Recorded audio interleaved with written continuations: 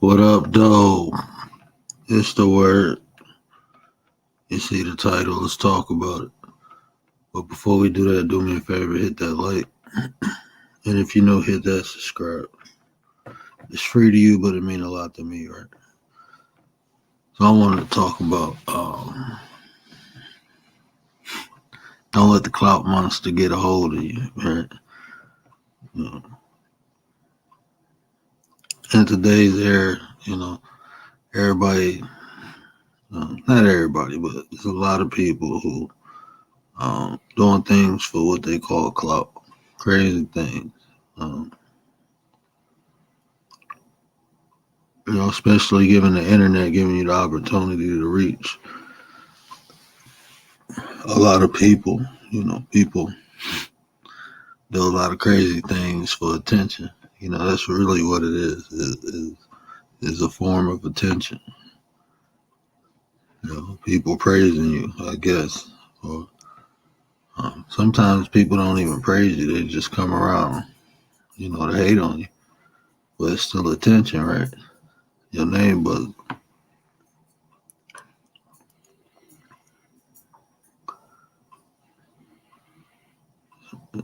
So like, so like, a generation before me called it reputation, right? Um, People in my generation call it reputation, but where I'm from, we call it stars and stripes.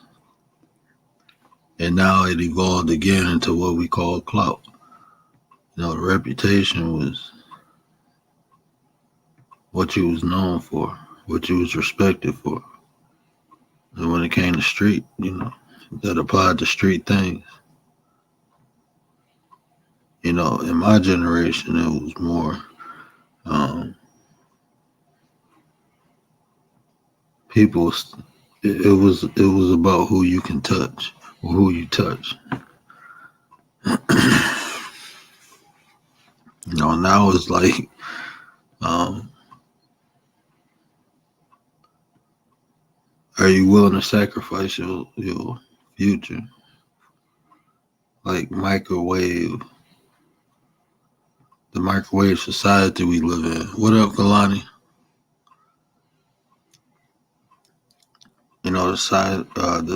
Today's society that we live in. It's instant gratification because, like I said, the generation before me, the reputation, the clout, that had to be built up. Now is you can jump out the window, do something crazy, and people paying attention to you. You know, um, that makes it dangerous. It was always dangerous because it's a higher level, a higher form of pride. Really, right? That's all it really is. You know, I mean, you could even call it. Um, my opinion is this: people who seek a high level of clout. I mean, everybody want to be admired. But I'm talking about don't let it become a mock. Don't let it take control of you. I believe everything can be used for positive and negative. You know, um, you could use clout to reach a lot of people. And spread a good message, spread a positive message. You can use clout for that. Cat Daddy, what's up? Or you can use appreciate you, brother. You can use clout to, like I said, to reach a lot of people, spread a positive message, touch a lot of people, help a lot of people. So, like I said, is how is anything becomes good or good or bad, depending on who's wielding it. Anything can be good or bad. Um, and it make me think of the young brother John Morant, right? Um, the opportunity that he had, growing up in a two family home, going to the NBA, potentially can make $1 billion. I just heard that. Shout out, Dan Sean. He just showed me that. He could have made $1 billion, right? And he's still young. But for that attention, for that clout, for that cred, you know, to portray an image, you're willing to risk it waving a gun. Once you get to a certain level, you become the brand. He is a brand, so he should be holding himself in higher regards. But um, we see a lot of athletes fall to that. Even a lot of entertainers, fall to the fact that they done made it. They made it. And what do? They still want to be, excuse my French, but a nigga. You done made it out. You created an opportunity to generate generational wealth. And you throw it all away for an image of people who actually trying to make it out and make it to where you at, have the same opportunities that you have now. I ain't gonna say everybody, but a lot of people. I did, you know. Um, so you throw it all away for an image. Like I said, once you um, get to a certain age, even though he young, uh, he should have represented where he came from. He should not. He came from two family household. Represent your mother and father. You know, I didn't come from that, and I still represent my mother and my father. I represent my whole clan. It took me a while to understand the importance of that. You know, um, in all actuality, we all part of a gang. We got family. That's our gang, man. You don't need, especially like I'm saying, that you done made it. If you got an opportunity, um, why would you throw it away for an image just to look cool? Lovey, what up, though? Lovey, I love me some Lovey. Why would you throw all that away just to look cool? Just to impress other people. I think that it was more of that than the attention. I think it was, but that's still clout, right? You still trying to impress a group of people, so you do some crazy shit. That's exactly what he did. And like I said, the brother young, so no knock against him, but we talking about the behavior he displayed. Because what he did, a lot of athletes done did it. Made it to the highest level, and still want to portray um, characteristics from the lowest level. Make that make sense?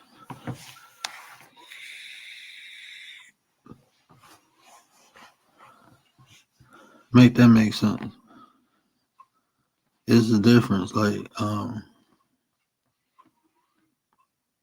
gonna have fun, especially when I'm with my people. I'm gonna cut a rug, cut a fool.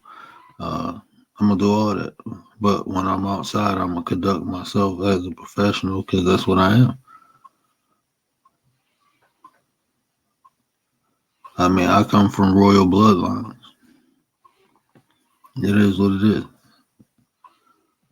You don't have to call me king. You don't have to call me God. You don't gotta call me nothing. I know what I am. I need no validation. I don't get too high. I don't get too low.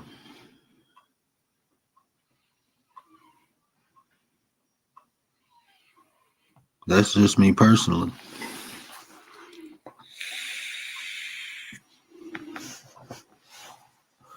Queen, what up, though? And Cat Daddy, you right. And that's why I say everybody need mentors. Whatever you doing, find somebody who been doing it. I encourage you to do that. I promise you. Whatever you're doing, even if it's a hobby you want to take further, um, find somebody who did it and ask them to mentor you. A lot of people, what up, Hustle? Hey, somebody do me a favor, drop Hustle link in the chat for me. Um, Appreciate it. But yeah, find a mentor. Find somebody who doing whatever you desire to do. So they can help guide you. There's nothing wrong. Right now. I got 4 mentors. Two of them don't even say they mentor me no more. But yeah, whatever you do, um, cause it's important because the wisdom, it can accelerate. Um, it can accelerate your progression. I promise you, it will. Having somebody in front of you that's wise, knowledgeable, and whatever you're doing, guiding and leading, you'll pick it up a lot faster. That was the best advice I ever took. And I got addicted to it. So I got me a couple mentors. It's like one wasn't enough. I'm doing this. I'm thinking about doing this. You put yourself around the things you want. But yeah, find somebody who. That's why I appreciate, like when Cat Daddy come in here and me and him build a lot of the, even the young cats. I enjoy that because it's just different perspective. With the age, gives you different insight. It's like I said, like when I was growing up, the OGs in front of me, the reputation came from the work they put in, but it wasn't just instant. It was more of a this is what they're known for versus this is what they did or this is what they do. You know, it's like a history. And then in my generation, it was like you the guy who knocked the guy off, and that's how um, your legend was born, along with the longevity, along with the reputation. But then, like now, this generation is like that instant gratification. You just got to do something crazy. Once you do something crazy, then bam, there you go. Now you got clout. This is what you did. Not this is what you known for. Not this is like I said, there's no history. It's just instant. But a lot of times, like we see with this young brother, that instant gratification yields the greatest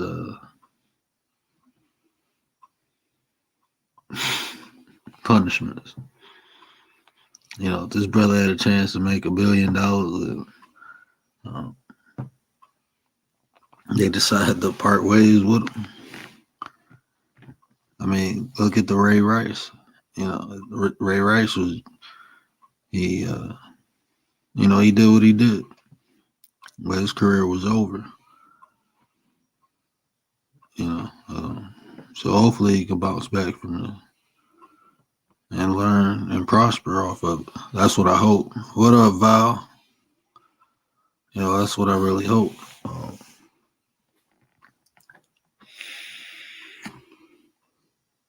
But I think one of the ways to avoid all this is, like I said, a lot of it I think comes from validation. I'm gonna drop the link. Um, but a lot of it I think because people feel they need validation.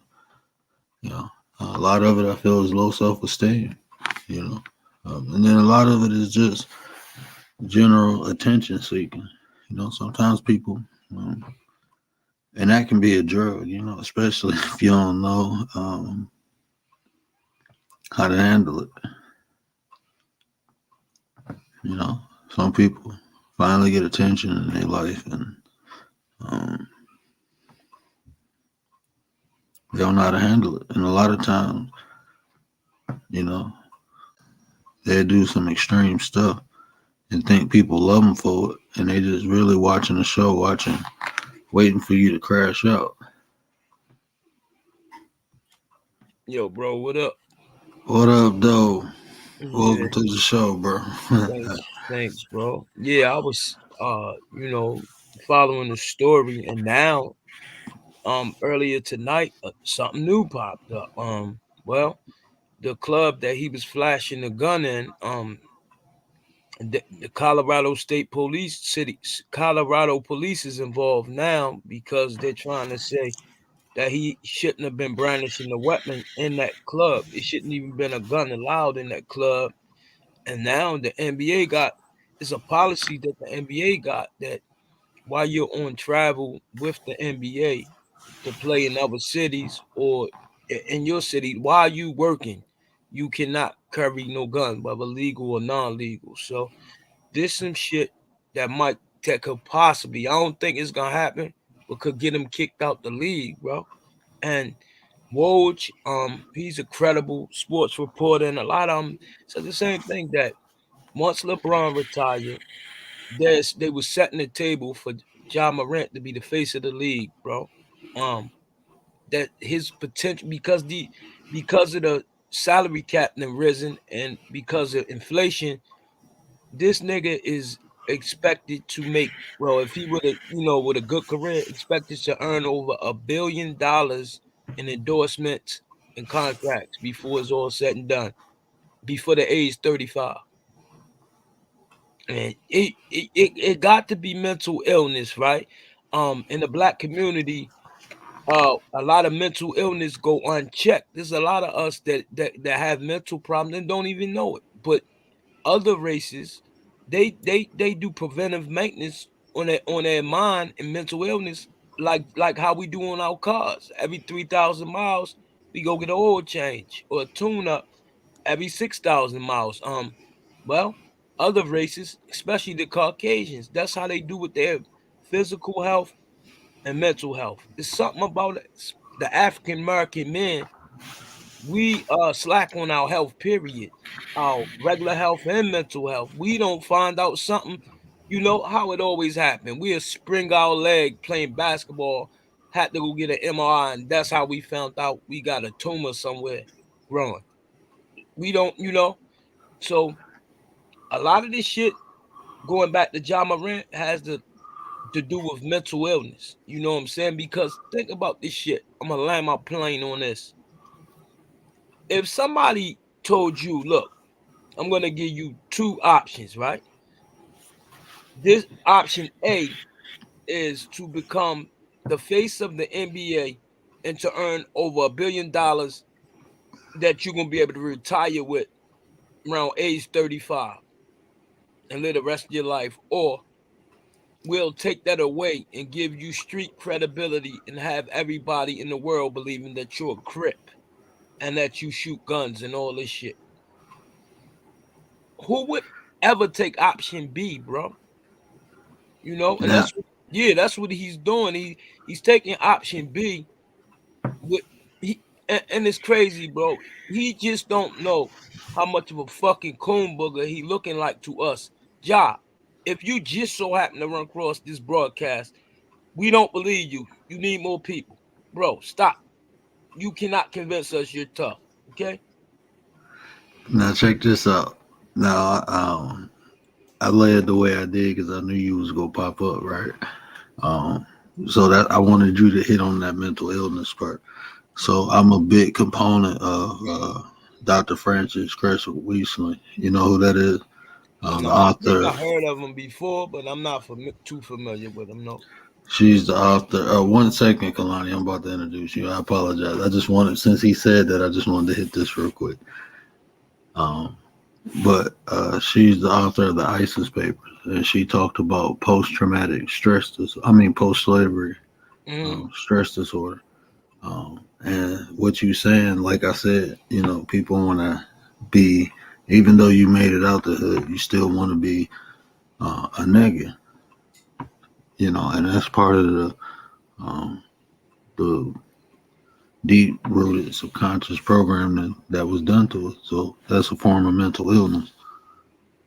But my bad, Kalani and then Lovey. What up, Kalani? What up, Lovey? Hey, hey, what's going on? It's good to share the panel. Thanks for having me.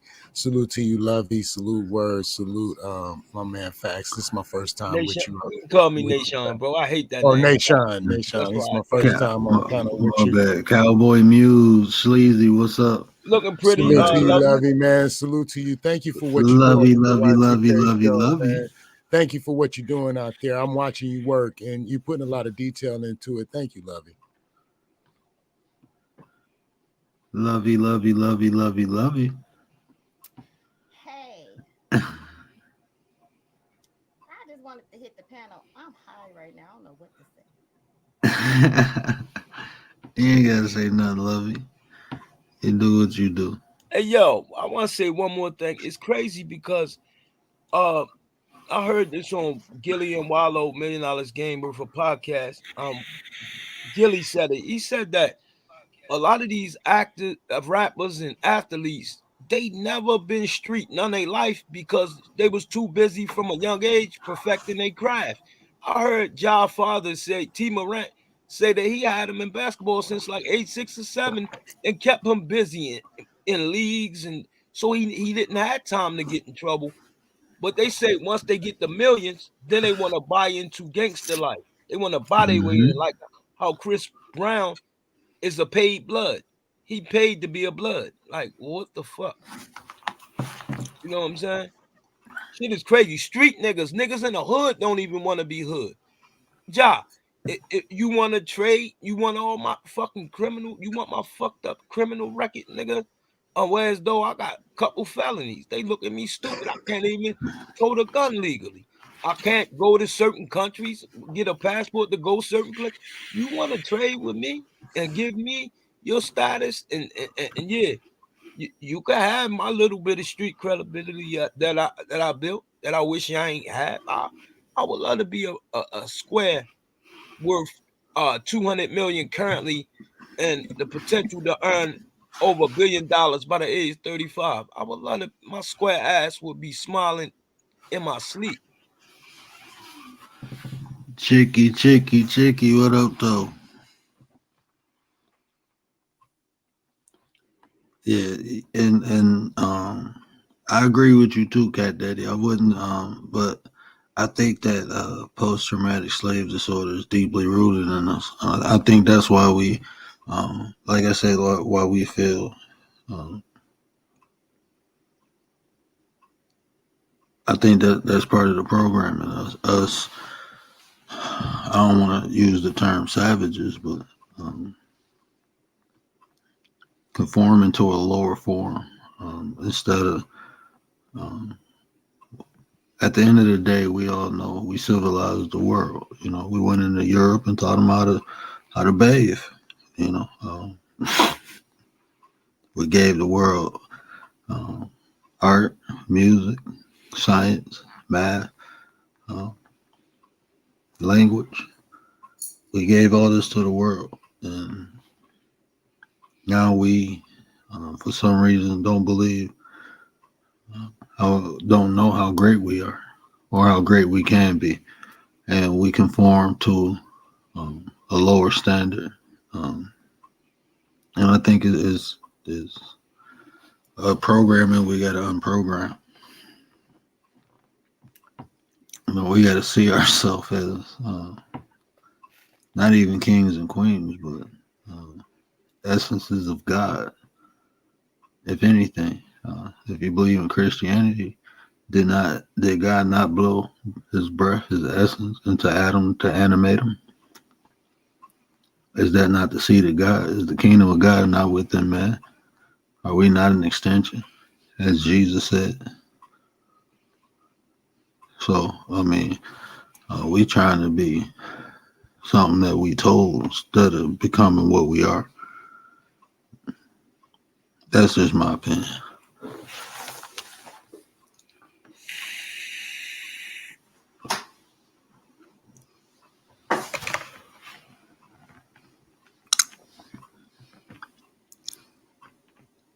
Kalani, what you think about the clout monster, bro? Like people chasing the clout. Or Lovey. I don't know how these people be chasing they clout these days. But see, like now, let me ask you this because Can you you're a turn little your older mic up a than little bit, Lovey? Okay, it's up. Y'all hear me? Not really well. I don't know what be going on with me.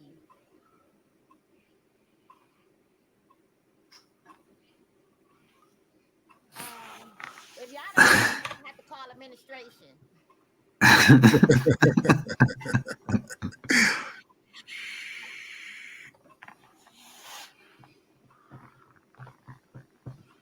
Guys, I don't know about this clout these days that these people is trying to do because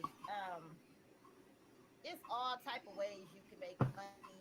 Um, One thing I'm not gonna do is belittle nobody I mess with or try to damage anybody I mess with to try to cross game them or anything to try to get no. I don't know nothing about that. Like clout. Like I came to YouTube and I just found out so much. I don't know about this shit. I mean, I get my money. That's all I know. I get my money and I ain't never been no clout chaser. So I don't know. I guess you got to take a clout chaser to be able to tell you some shit like that. I can't even explain it. You know, I can relate to that word because out here in Cali, man, like we spend so much time. The price, I mean, you know, economy has a lot to do with it, or mindset. You know, mindset has to do with it. Like out here, we ain't got time to be trying to chase no clout because we trying to chase that paper out here in the Bay. I mean, for real. Like we don't even got time to be thinking about trying to be better than somebody else because we all out here trying to get it. I mean, we you out here where I live at, man, you got to be making like $1,200, $1,300 before you even talk about being poor. Before you even say I got problems, you know what I'm saying? You need about 12 cash, 1,200 cash, you know what I'm saying, just to get in a little studio, a little box or something. You feel me? It's real out here, man. But it's the mindset that helps a person, you know what I'm saying, to either try to chase clout. Like if you got a lot going on, you ain't trying to chase clout because you are the clout. But if you ain't got nothing going on, you got mental illness, you got drug addiction, you got alcoholism, you got all that type of mental stuff. You've been through stuff in life, you know what I mean? Then you trying to get back. So you're gonna try to chase something that's gonna take you away from your bad lifestyle. He said, "What is clout?" now, Nishan, let me ask you this. Do you think like clout is the new form of reputation? bro. Because you Oh, know clout get you paid too. Clout can get you paid, bro. well, clout is, how can I put it? Clout is like a knife, bro. You can use a knife to slice a piece of cake to eat, or you can use a knife to stick in somebody's neck to kill them. You know what I'm saying? Hmm. Clout is like salt. You can sprinkle a little on your food, or eat the whole box of salt and have a heart attack. So it depends on how you use it, bro. But what I'm saying is, this sector of YouTube shows you that people will do anything for their name to get seen. I mean, it's so many men and women on here, and these are older people, bro, in their late 40s, 50s, and 60s that behave like teenagers, have no integrity or morals, throw it all out the way for a super chat, a like, a click, a view, a cash app. The shit fucking sickening. But what I'm saying is, the people who got it, like in this case, John Morant, right? He's not a one off. Nothing new is under the sun. Before him, shit, look at Javaz Critton. He ready to come home after doing 19 years or whatever. How quick time fly. Remember, he got arrested for shooting that girl in the drive-by in LA or whatever. Or wherever the fuck he was at down south or wherever it happened at. And you know, look what happened to him. He played for the Lakers and he had met some dudes from LA while he was a Laker and began being a Crip. They brought him home to the Crips. Why the fuck would you risk making all that millions of dollars, generational changing money to run around with some dirty ass crip niggas who ain't got no direction in life. You know what I'm saying? And Hey, salute 050. even on the Salute, gang bro. tip, right? I gotta be fair. Gangs was not invented to cause mayhem. Gangs was invented for positive reasons to police the community and to fight against the police because in the 80s and 70s and 80s, 90s, police brutality was bad. You somebody could be getting robbed or a lady could be getting raped or murdered in the black community. They call the police. The police don't show up a lot of times or show up an hour later. You know, It's so still like that. yeah. I mean, but so gangs was not invented. That's a misconception that a lot of people don't know. Gangs wasn't invented to take over and cause mayhem and no shit like that. It was to build a community up and to police the community, you know. But and, and I even think now, I mean, it's still I'm in Detroit, bro. I'm telling you, it's still gangs that do that. mhm, Um, they get everything.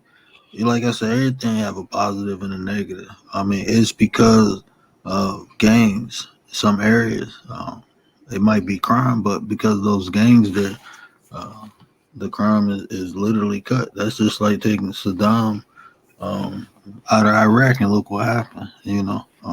So even in the street need order. And, You um, know they cloud chasing too though. The Bloods, they was they had 6ix9ine as they front man. Oh hey facts. Hey the yo, word. what Hey up?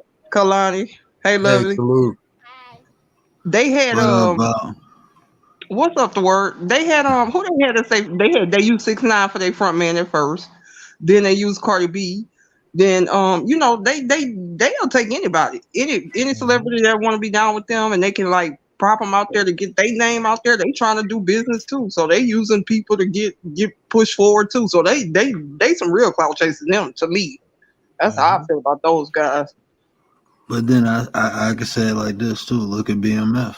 You know, it's business too. I'm not saying with the 6ix9ine that was crazy, but with Cardi B, that's business. With Chris Right. Brown, that's business. That's safe business. I mean, um, like I said, if it's like just knowing, like it's different up like where I'm from. I don't know if y'all ever heard of YBI, Young Boys Incorporated. Yeah, I Um, heard. Yeah, heard of They from yeah, them. they Ohio had, too, right? But man, what's his they name? Brick Jones. Mm. look, man. My uncle on the cover of that book. So it's like I got a different mind. I see it there. I'm not promoting no gang life or nothing like that. I'm just giving you an understanding that a lot of the stuff that they promote or they show you, a lot of it ain't even like that. A I lot of think that is propaganda too, I think because YBI. Oh, I mean to cut you off. Go ahead, bro. um, because it is still some organizations out here doing the right thing and doing what they're supposed to do. And like I said, even the streets need order. So, I mean, just like you took Saddam out of Iraq, you notice when you take certain people, certain heads or leaders out, then you see chaos, right? Everybody doing that power grab, and then crazy stuff, disorder happens, and that's what happened with a lot of them gangs. That's why they're in the condition they in now. You know. That's part of art of war, is it not? Yes, Hmm. sir. And You shout see out, what I'm saying? You got something that's working positive for the community, and then what you do, you yo, flip it. can I shout out what you call them who you just named? Big Meech and them. What the fuck them letters Yeah, is? man. A shout out to them. They was all about business and getting money, and they thought kinda like how the mafia thought they don't kill unless very necessary, unless it gotta be done. And they got tied out of all them indictments and pages and pages of indictment. They only got tied to one murder, and that I don't think nobody even that stuck because it was kind of like a self defense. It was Puffy Bodyguard. I forget the dude name, but it happened in that club when Big Meech threw that Tarzan party for his birthday. and some shit that kicked off with BFF members and some people that was with Puff and the bodyguard and a couple other dudes, and some type of way dude got smoked, the bodyguard dude. But yeah, they ain't now all drugs, no murders connected to them niggas. So man, shout out to them. But Val, you definitely right with that with that six. That was crazy. You definitely right with that 6ix9ine. That whole thing was yeah, that was crazy. Yeah, so they used him as the front guy. And far as the situation with Big Meech, yeah, he took that on a national scale, and BMF was everywhere. You know, he made a big Hmm. he made a big deal about that. But I guess you want to say that's clout chasing gone bad, because look at his situation now. I don't even know when he coming out of jail. Nobody knows. You know, I really feel bad for Big Meech for what he had to go through and all that empire that he built. He got all that money, but the way he got it, it landed him in jail. So let me ask you this: what's your definition of clout? Because I think I look at it as trying to garner attention, right? Like you trying to get attention. Um, and where I come from, we was literally like ninjas. You know, we didn't want to be seen. We learned from the OGs. So we move. Like I ain't even about to tell. I can't even say it, but uh, yeah, we had a code. So so what's your understanding of clout? Well, my understanding of it is when you have this person who is a big figure, you know, and you just anything that you can get out of that situation with them, whether it be good or bad, it comes to the forefront, and you just ride that wave until it goes away. And people don't care whether it's a good incident or a bad incident or whatever. They just care about the attention that goes along with it. Hoods, what's up? TMZ, what up, brother? Do y'all know exactly how 6ix9ine got to be in that and tied in? Do y'all know exactly how?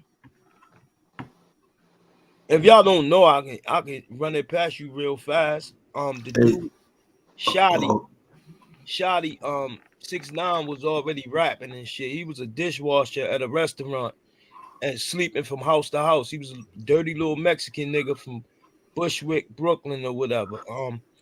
And he had a sex case for fucking a minor, a little girl. She was 14, 13 that ran away, and he let her stay at the room he was renting and was fucking on the little girl. Got charged with it. Da da da da. They supposed to even check that because that would have disqualified him for coming anywhere near that set of the Bloods or whatever non-Trey. But he wanted to shoot a music video, and Shotty met him or whatever. And when Shotty met him through somebody, and he asked Shotty, "Bro, can I shoot a video in Bed-Stuy? And I want y'all all in the video." Da da da. And Shotty thought it was a good idea, and 6ix9ine said, "Fuck it, I'll pay you da da da da this amount if you can set this up for me." So that house on that first video that got him famous, where all them niggas got on the red and shit, I think it's Gummo or whatever. That's one of the niggas' grandmother house. They shot the shit in front of in her block or whatever. And That's funny you say that fast, because I was wondering who that lady was for the longest time. yeah, My yeah, son that's was the nigga. so I into forget that. his I was name. like, who is that lady? The Who nigga grandma be on. is that? Yeah, it's the nigga. Damn, what the fuck? I'll get his name. Hoods might know his name, but yeah, he slept on floors. He was a dirty little Mexican, but he paid Shotty to do that or whatever. And at the time, I think Shotty was the big homie of the set or whatever. But for real, East Coast Bloods, it ain't too much structure in East Coast gangs. But when you go West Coast, like the LA, it's structure. It's like religion. So Shotty would have been dead for even the order would have got put out to kill Shotty and 6ix9ine. They would have told Shotty, look, you got to take care of this nigga. You brought him in. Then they would have killed them. They would have baked them a cake. Cause he shouldn't have been nowhere near the gang. He ain't never put in no work or nothing. But that one time 6ix9ine gave Shotty that bag for letting them shoot that video on that block and letting all them being in it, that the money, greed. He said, what? It was that easy? And then Shotty said, fuck it, I'll manage you. But Shotty had went to jail, and the other nigga, Harv, he took over. That's the one that kidnapped 6ix9ine and took him to his baby mother house to get that ransom money. Mm. 6ix9ine snitched on, yeah. So that's how that happened or whatever. And he claimed that the reason why he told, because Shotty was fucking his baby mother, Sarah, and because Harv kidnapped him or whatever. Other than that, he wouldn't have told, you know. But greed though, they saw a dollar sign, bro, because technically, you can't bring a nigga home in no gang that got a sex charge with a minor with no fucking with no kids. You know what I'm saying? And the person that Mm-hmm. attempt to bring that nigga home get put on the plate. So if Shotty was in over West Coast, a West Coast blood, see over the East Coast, a lot of the sets not even official. Niggas making up blood sets. They not even sanctioned because to get permission to start up a set of the blood or Crips, you got to get permission from one of the big homies over West Coast, from LA. You got to either go over there and see him or talk to him on the phone or write him a letter. Some type of way y'all got to meet to get Email, permission. fuck it. Yeah, you just can't Yeah. up and say, well, we gonna start this set, da da da da. No, we gonna be bloods and we gonna call out. Nah, you can't do that. But yeah, they saw greed. They saw the dollar sign, and that's what got them. Greed always get you. So that'll be a part of clout. I mean, I Yeah, think it's a whole bunch of different variables, that we can include, like attention, greed, um, you know, like Val said, that wave. Um, what you think about what Cat Daddy said? He said if I had to troubleshoot John's situation, he spent his childhood boxing and now he's doing the shit that he wanted to do in his youth, the shit he think is cool. I think that's I see that you know that's plausible. But I also think his father, us parents, need to stop being our children's friend and be they motherfucking parent. We can still yeah. be cool with it, but damn, his father think he one of his homeboys. I guarantee you, him and his father fuck the same chicks and all that, pass him around and all that. He bought his father a house next door to him, a mansion right next to his, or whatever. And you can see how you just can see, bro, the vibes. His father thinks he's part of the crew, and midlife crisis. His father, So he spent his childhood locked up. no, talking about because he been playing basketball all his fucking life. His father been training him to get to this point in basketball since he was 6 or 7. So he said, like on some how a lot of them stars all their life they train and sung, so they ain't get a childhood. So now when they get old, now they get to unleash and do what they want. But that still ain't no excuse because it's people that came from way worse situations that grow up to be good people. You know what I'm saying? So it's plausible, though. I do understand what he's saying, though. I got you. And that could even be a mixture of both. Now he doing the stuff that he want to do, and guess what? His daddy playing his friend instead of his daddy. That it could be a combination of those two. Which, in fact, honestly, I think it is because I've seen a lot of sheltered people. Hell yeah. And when they get out on their own, they just go wow. Like Yeah. when they go to college, they just go nuts. Yeah, You both can know, be right at the same time. And more than likely, that's what both it's probably that combination. Yeah. because even if this, like you saying, if you like I said, there's a lot of variables added, for different people for different things. When different people chase clout for different reasons. Some people because they never had attention, they finally got it, and they don't want to let it go. Some people Hey, because oh, go ahead. oh, I just want to ask Kalani, do he think that some of the ministers, these like primetime ministers, be cloud chasers too? I Hell do. yeah. I do. Just piggybacking from what we was talking about yesterday. Uh, it's two types of Christians in the world. The ones that was discussed that's really doing nefarious things, you know what I'm saying, for clout and for money and for government and for politics. And then you got folks that's more humble and choosing a more organic Christian route. So yeah, I think there Look, are some ministers that are out there putting a bad name on the crew. hey, Kalani, look at Bishop Lamore Woodhead, the one from Brooklyn that got the church in Oh Canarsie in Brooklyn. yeah. That nigga ride around in the fucking Phantom drop top. Jules, he think he a rapper. The nigga was Ponzi scheming the older women in the church, getting them invested into this real estate, these shell companies that ain't exist. And one of them old ladies set their grandson up in that motherfucker and his homeboy. That's what happened when they ran up in there with them guns while he was doing service that Sunday.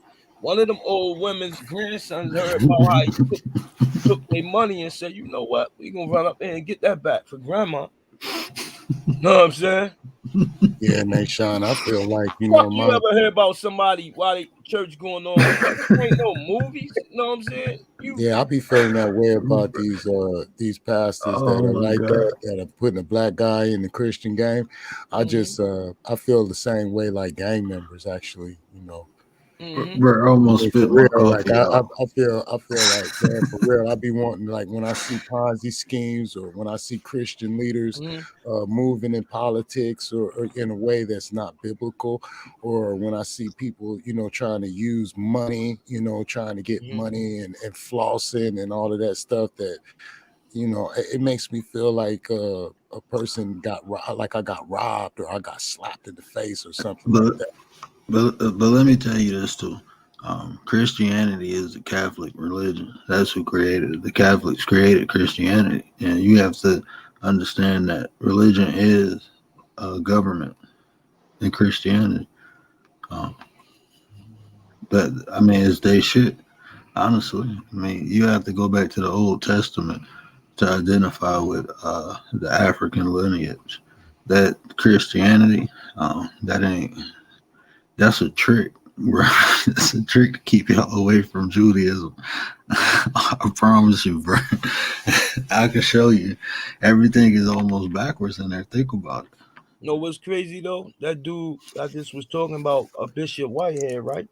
All he Hmm. is a crook that's using Jesus Christ to rob people, right? And Oh he yeah, he's the ultimate cloud chaser. He uses the celebrity, I mean the rappers and yeah, Ja Mhm. Rule and all them. He's a cloud chaser for real. See, what he knew was he said, well, because before that he used to be doing bank shit like the nigga crook. You know what I'm saying? He all nigga was selling white, might be still is selling that hard white.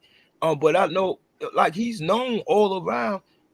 You know the parts I'm from and where I'm from, motherfuckers know about him. But I ain't gonna speak on him too heavy. But it is what it is. But what he did was he took and said, "What's the two things that older, vulnerable black women, because that's who we try to target, and a lot of these dudes on the app try to do that too, prey on older black women or whatever.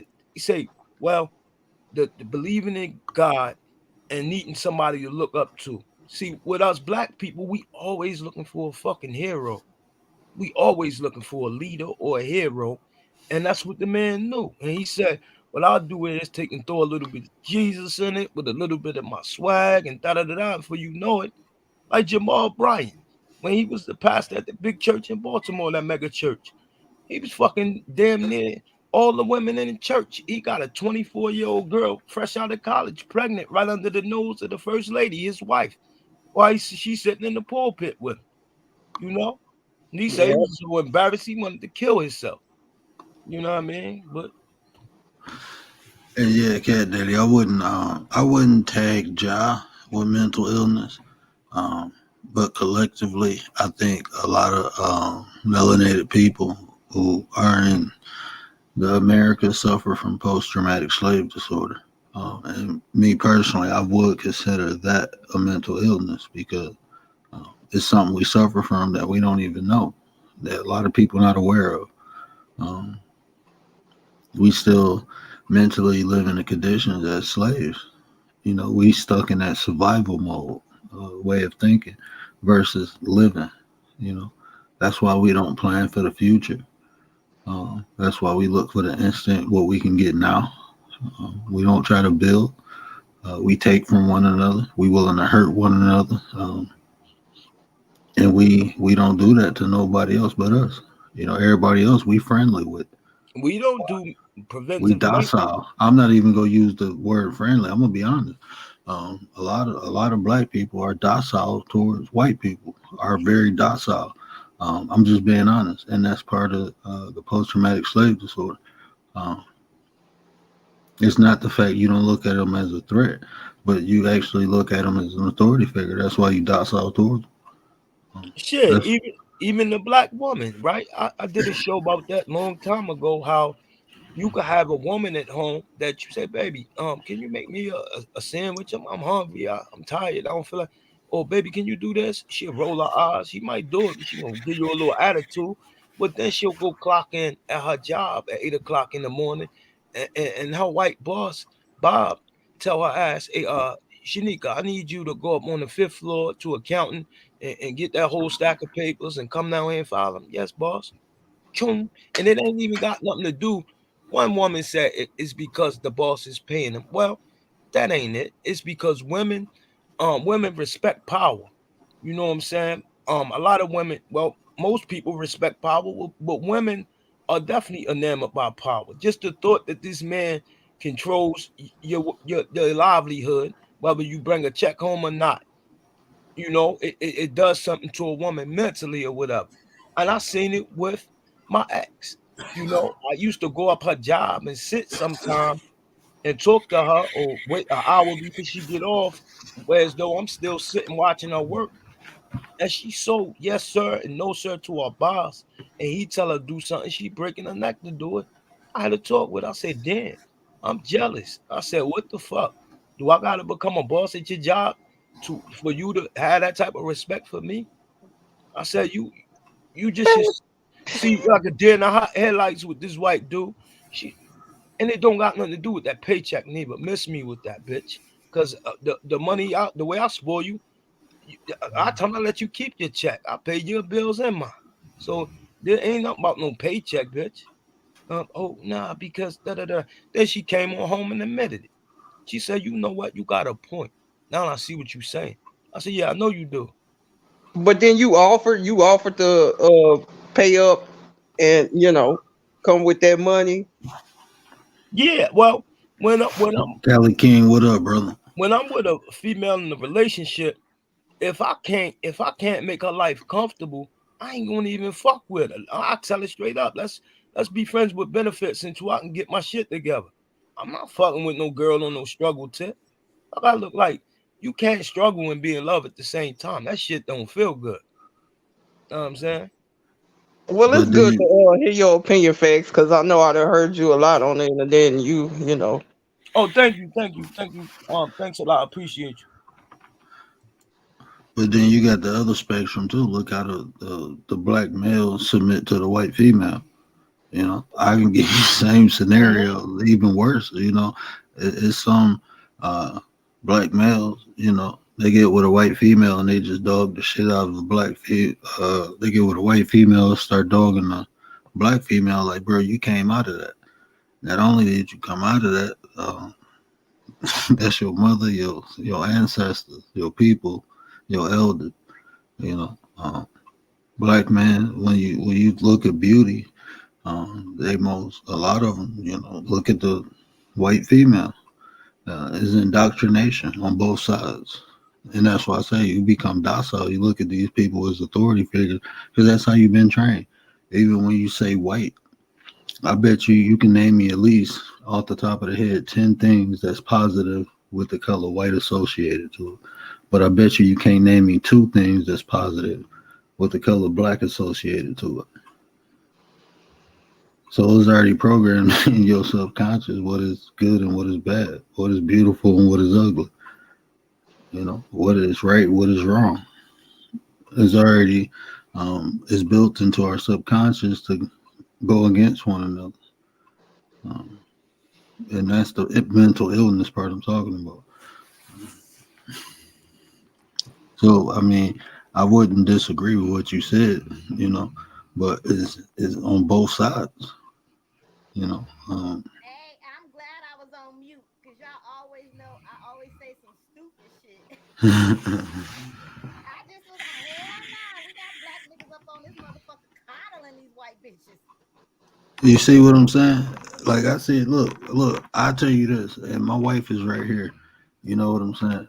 My wife is not black, but at the same time, she know I love black women, and not in the way I want to, have sexual relations. But my mother, It's my different when you got sisters, a black man sitting here degrading his own people and to praise the other race. Like, and I don't know if I'm sounding mean. I don't know. I'm just calling it how I see it. But I think that shit is weird to me. Like, you talk so bad on your own people, but then this little special other get these little privileges. But I don't know. I guess it just goes with shit when you doing the nasty and then all the shit and whatever. Person gonna just protect what they gotta protect. But I don't know. I just don't put nothing past these niggas or on here with these white bras because it's like no respect. It's like no respect. They get with them and then they act like they don't even got like black sisters or brothers or aunts and shit like that. Like, and I didn't, yeah, like I heard today, that man that's with that white girl, somebody got a video. He said he wanna be white. He want to be white. Like, what the fuck is wrong with you, dude? So like, I can't even follow you. I can't. You confused. You confused.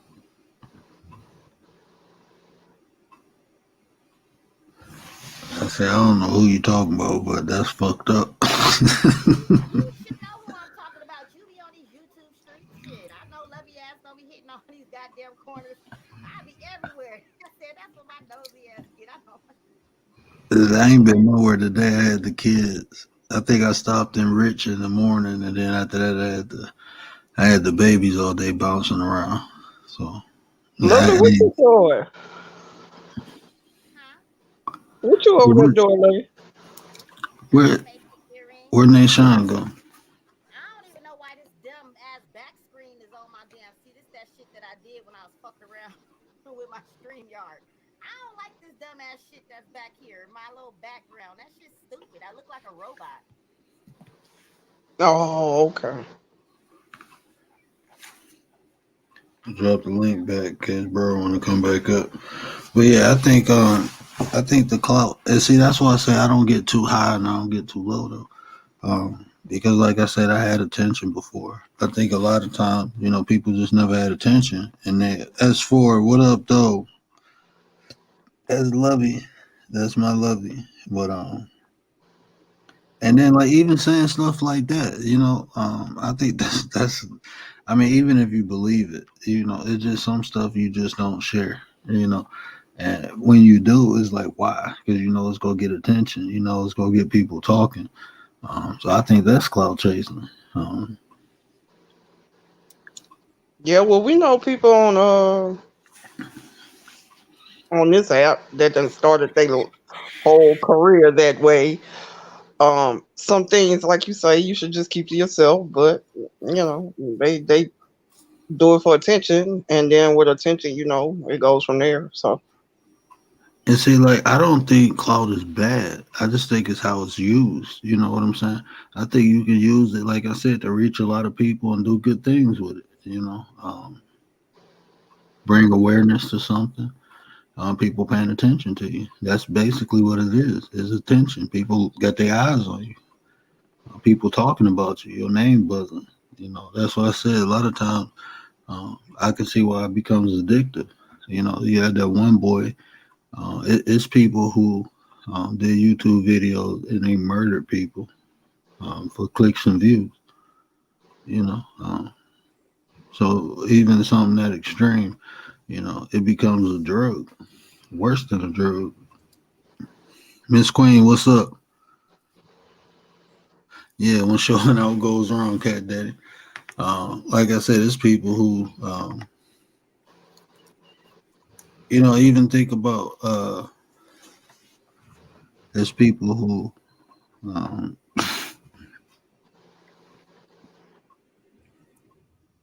put themselves in dangerous situations um, because of the attention they get for doing it. You know, people like think about swimming with a shark. Like who the hell gets in the water with a shark? Putting your head in a crocodile's mouth. Like like why would you do any of that? Um, so yeah, people. I mean, people been doing it. That's what I'm saying. It was just back in the day. It was something that was built up, and they called it reputation. This person is known for this. Uncle L, what up, brother? You know, this person is known for this. This person is um, this is why we pay attention to this person. You know, like I think every time Michael Jordan stuck his tongue out when he dunked, he was clout chasing. You know,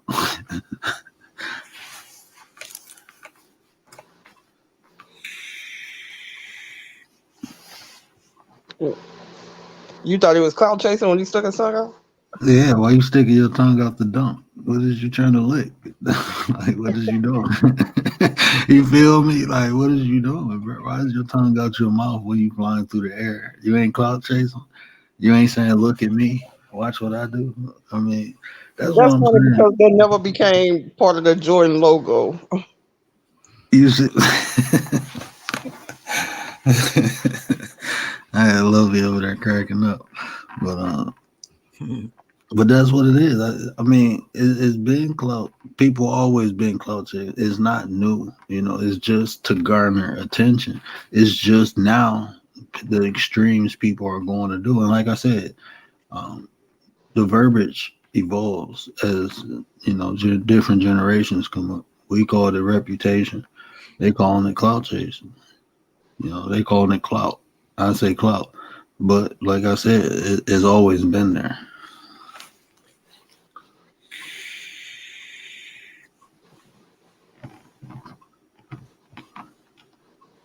But that's why I say too, it's important to have um, discipline, self-esteem, self-awareness, because it can become a drug. It can take over you, and when it do, is dangerous. So you have to be aware of how not to get too high or how to get too low. You know, that way you won't seek it. You allow it to come to you. So I guess those guys from MTV, I can't remember what the name of that show was. They Jackass. Bam Mangera or whatever his name was. Um, I guess they did a lot of attention seeking, cloud chasing things on that show. On to the point where after the show was canceled, he ended up in rehab. Yeah, see, even that stuff, like Jackass, like all Yeah, them shows like that. Yeah, all them shows like that. Like them people, because now, like the age we live in, like I said, with the internet, made stuff like that popular. To the point where anybody could be a celebrity now. Anybody could be known, and, and that's what it is. Even celebrities clout chase. That's how they become celebrities, right? They got to do something to garner people attention. It's just simply attention that people focused on you. That's all it is. And that's why I say a lot of it. There's different reasons why I think people do it. Like Lovey said, money. People do it because of money. People do it for. Yeah, they doing this shit. These clout chasing sound like a crime to me. yeah, it is. yeah. Fuck that. You got the Hey, skills. That's hey, the shit. Lovey. You know why it sounds like a crime? I'm gonna tell you why. Because it's the same reason for me. You're a natural hustler, So we tried to stay incognito. We tried to go unseen, unheard of, unknown. We They wasn't the out there ones saying, selling "Hey, it. look at Fuck me." it. I be gone. I don't want to know nothing about that shit. It just sound like some just creepy shit. Like what the fuck? Like She said it sounded like a crime to me. Like you have been charged with clout chasing. Yeah, I can see that. who does that? But I'm shit. The way these fucking people try to get money. Yeah, I mean shit. Like I didn't know about doxing until I came to fucking YouTube. I'm like, what is doxing? They like, let me. They gonna dox you. I don't give a fuck. They were like, what? And it was like, I'm like.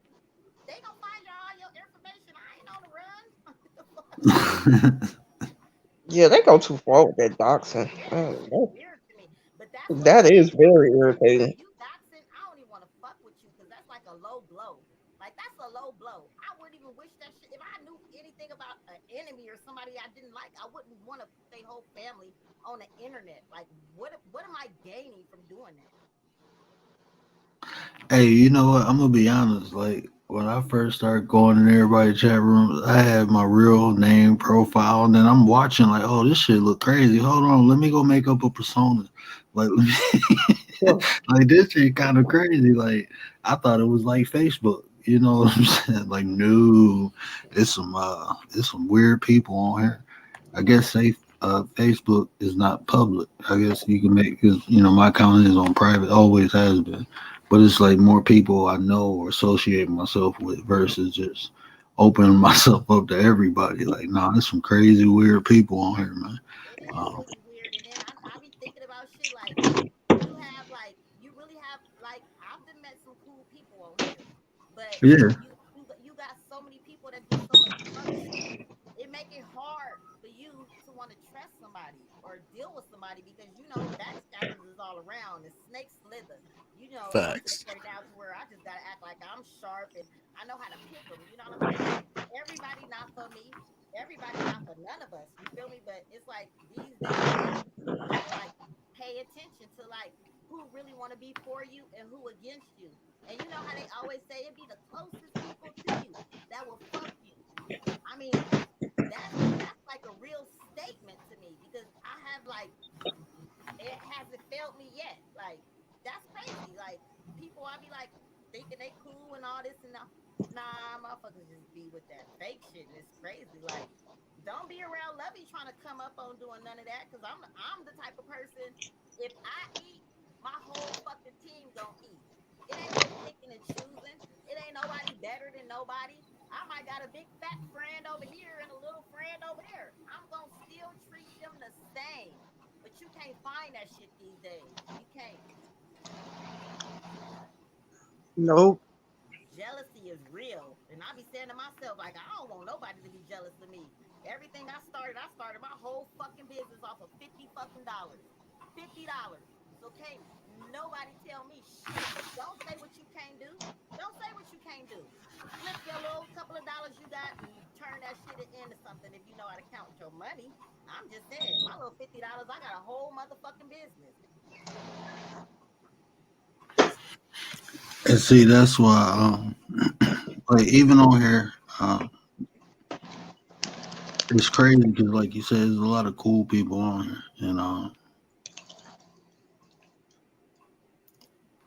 it's hard to like I use intuition, but it's like even in real life, I don't. Um, I allow a person to get as close as enough to me, not for them to hurt me, because like you said, it's always the people close to you. The people who close to me put me in the conditions, that I have today where I can't see. Somebody very close to me. That's the only person who can get that close, Um, so I'm well aware of that. But that's why I say it's coming on here with a purpose, And my purpose is to come on here and build with people, And I just feel like the people who willing to build will come over here. We share information.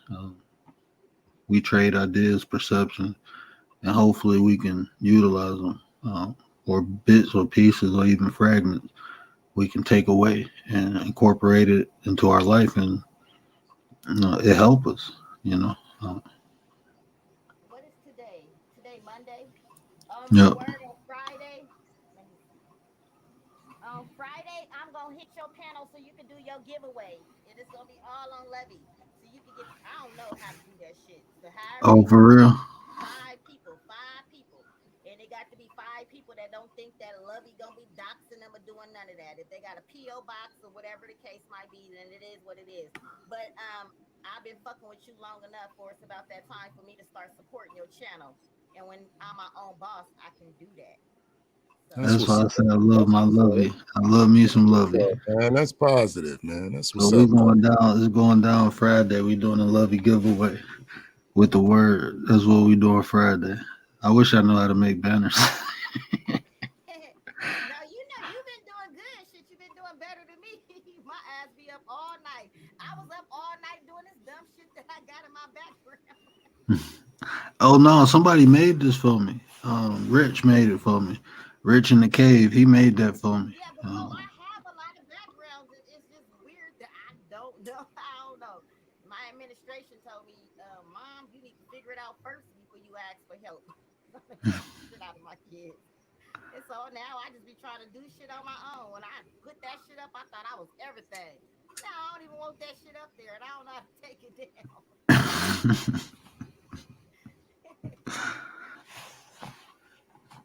But see, even so, Kalani, let me ask you this. Like you said, even in the church, you think they clout chase. Um, how? What do you like? I think just in general in life, like I said, not getting too high on yourself and not getting too low on yourself. What do you think you can do to prevent that in the church? The short answer is live your truth.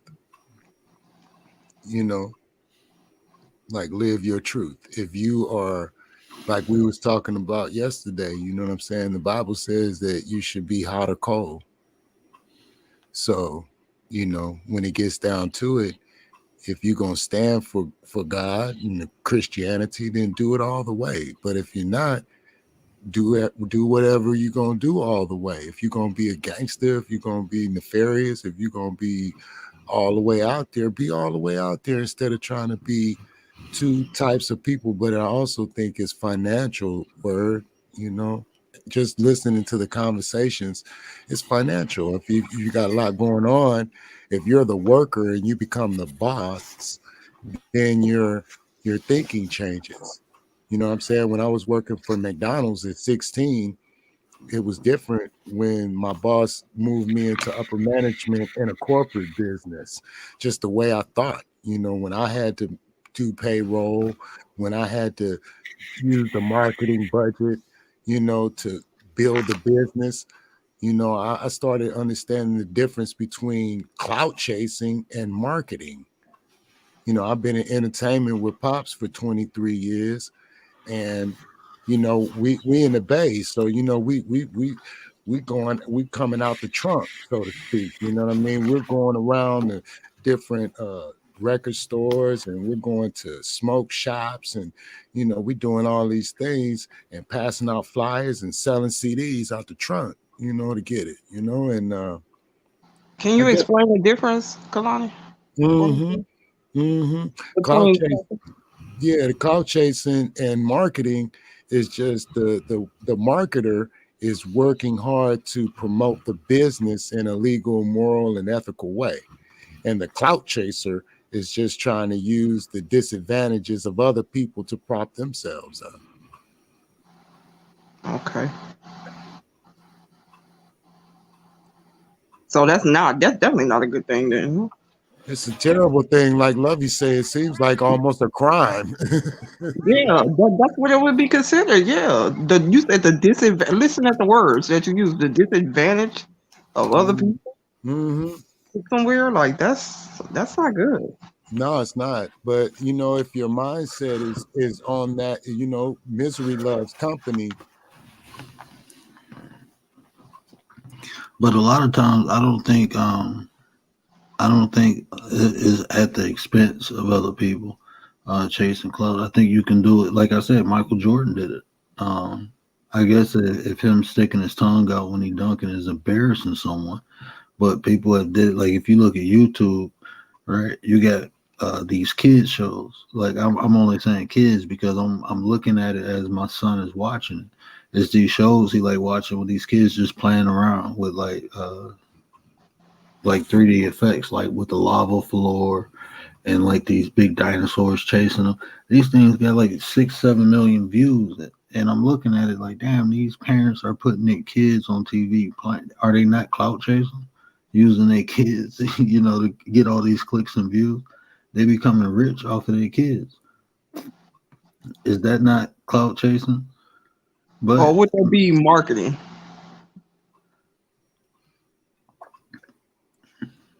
Are you asking me? Yeah, Oh, that would be cloud chasing. that would be cloud chasing. Okay, gotcha.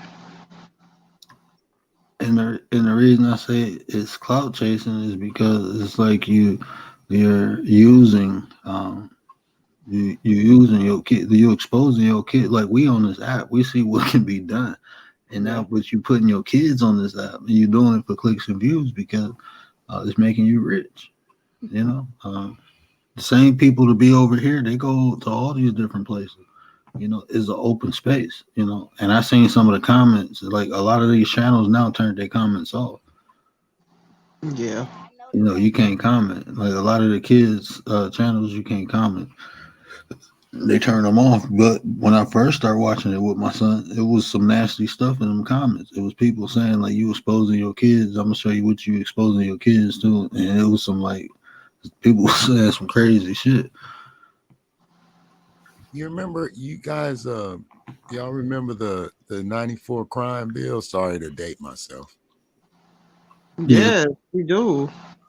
I think they should have something like that for the internet, for the trolls. You know what I'm saying? Like there should be some type of consequence. You know what I'm saying, for doing too much online. You know what I'm saying? Like, man, it's people with yeah, that's what I'm saying. That's for it. That's what I said. A lot of it, but it's not like I said. it You would stop exposing the your clout. kids to the It, internet, but it would stop the um, clout chasing for me if there was more like consequences for like disparaging people.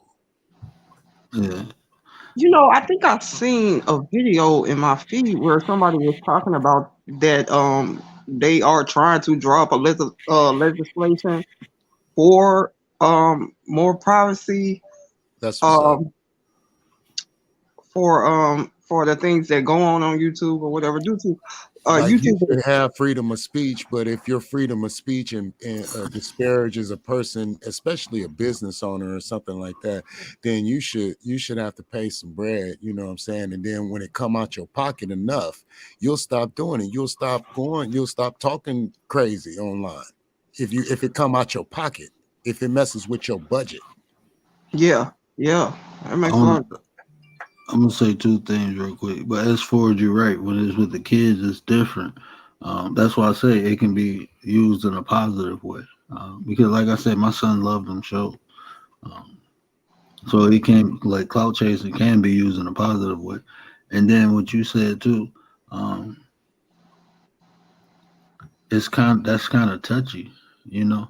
Um, I see the benefits in it, but then like you said, what if somebody is telling the truth? You know, Well, um, it's how you say it is what I'm saying. Like you should be able to say anything online, but when it doesn't, when it's disparaging and it come and whatever your truth is comes out to be false, you should have to pay money, as there we opposed to go. just like offering a public apology or something like that. You should have to pay cash. You know what I'm saying? Just like in the '94 crime bill, if you did something wrong, you're on parole, you're going to jail. There ain't no path go. There ain't no talking. There ain't no probation. You know what I'm saying? You going to jail, and that's the way it should be online. You go out here and you say something bad to clout chase, you should have to pay for it, man. Cash. It'll prevent a lot of people. It wouldn't stop it, but it'll prevent it. A lot of people from talking. Uh, People who think we still If you just got to like the put your '94 money, if crime you got to bill. put your money on every word you say online, you're gonna think about the words you say online. That for people who think, but like you said, like the '94 crime bill, how many people get arrested?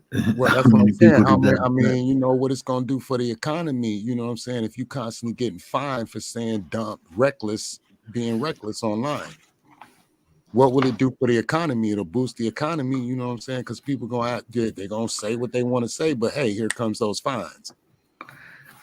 Hey, Les, let me ask you a question. You think I'm clout chasing by using word clout in my title. Am I technically clout chasing less? I like less. No, nah, you ain't no. Cause shit, I said when I go live, the next time I go live, I put my fucking cash app up. Last time I put my cash app, I got some cash app. Hey, there you go. Oh, hold on. I Let ain't me clout begging. chase. I ain't begging. I ain't sitting here coming on here. I ain't talking no lies, talking about I need this and I need. I don't need shit, but I take donations. I'm just saying. I don't know. Even the shit that I see on here, it make me like, nah, bitch, don't put your cash app up.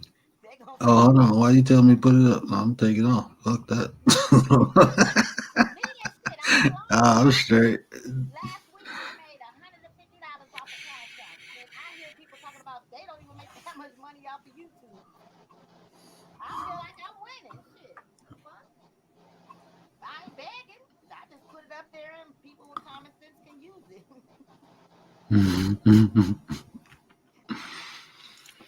I'm so silly. I don't even know about all this YouTube stuff.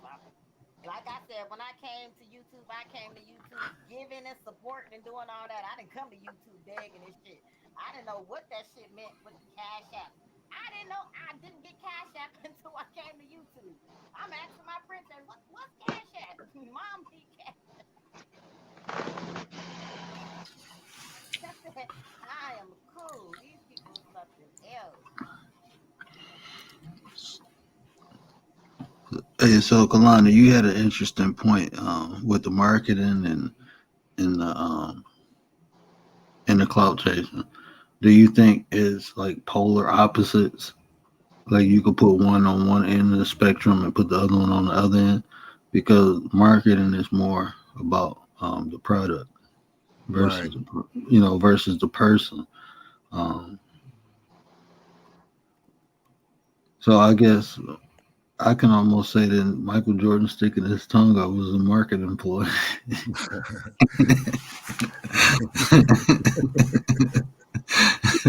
I mean, if you think about it, that Yeah. gave him the brand. It was more about the brand with Mike. That's why he played. He played um, not only to win, but it was about his brand. Mm, He wanted to build that brand. When he got that shoe deal, it was like, okay, now I got to go handle business. So uh, he just changed my mind, bro. That was more marketing than him sticking his tongue out. mhm, mhm. It was marketing, you know what I'm saying? But clout chasing, I don't think he was clout chasing with that one right there. I think in some way, uh, I actually analyzed why he did that, but it makes him move better, I guess. Or it helps his direction or his switch up or his change up in the lane. You know what I'm saying? He can stop on the dime. You know what I'm saying? He can accelerate a little bit higher with a little bit more structured direction. I actually wanted to know, why did Michael Jordan stick out his tongue? And then I learned. Hold on, bro. So you told me the only thing I gotta do is stick my tongue out and I Yes, can dunk like right. Mike. In your direction, you're like when you stick out your tongue and shoot your free throws, you know what I'm saying? You might make a few more because you're in line with the bucket, you know what I mean? Or I read S Ford. I appreciate you. I appreciate you, S Ford. Oh man, So Kalani, you your just made tongue my can night. direct you. Listen at me, I sound like a dumb blonde, huh? I'm like, can your tongue direct you? If you say it seems like it. He said help him move to the lane Yeah, when you move into the lane and you like move a your tongue to the joystick. He's left, sticking his tongue. Oh man. Hey, Cat Daddy said I looked at clout chasing as building a reputation on someone else's reputation. that's very Um, true. And it yeah. could and that could be both that could be looked at as cloud chasing or marketing, and it's an onion peels difference. That's what I'm noticing in the conversation.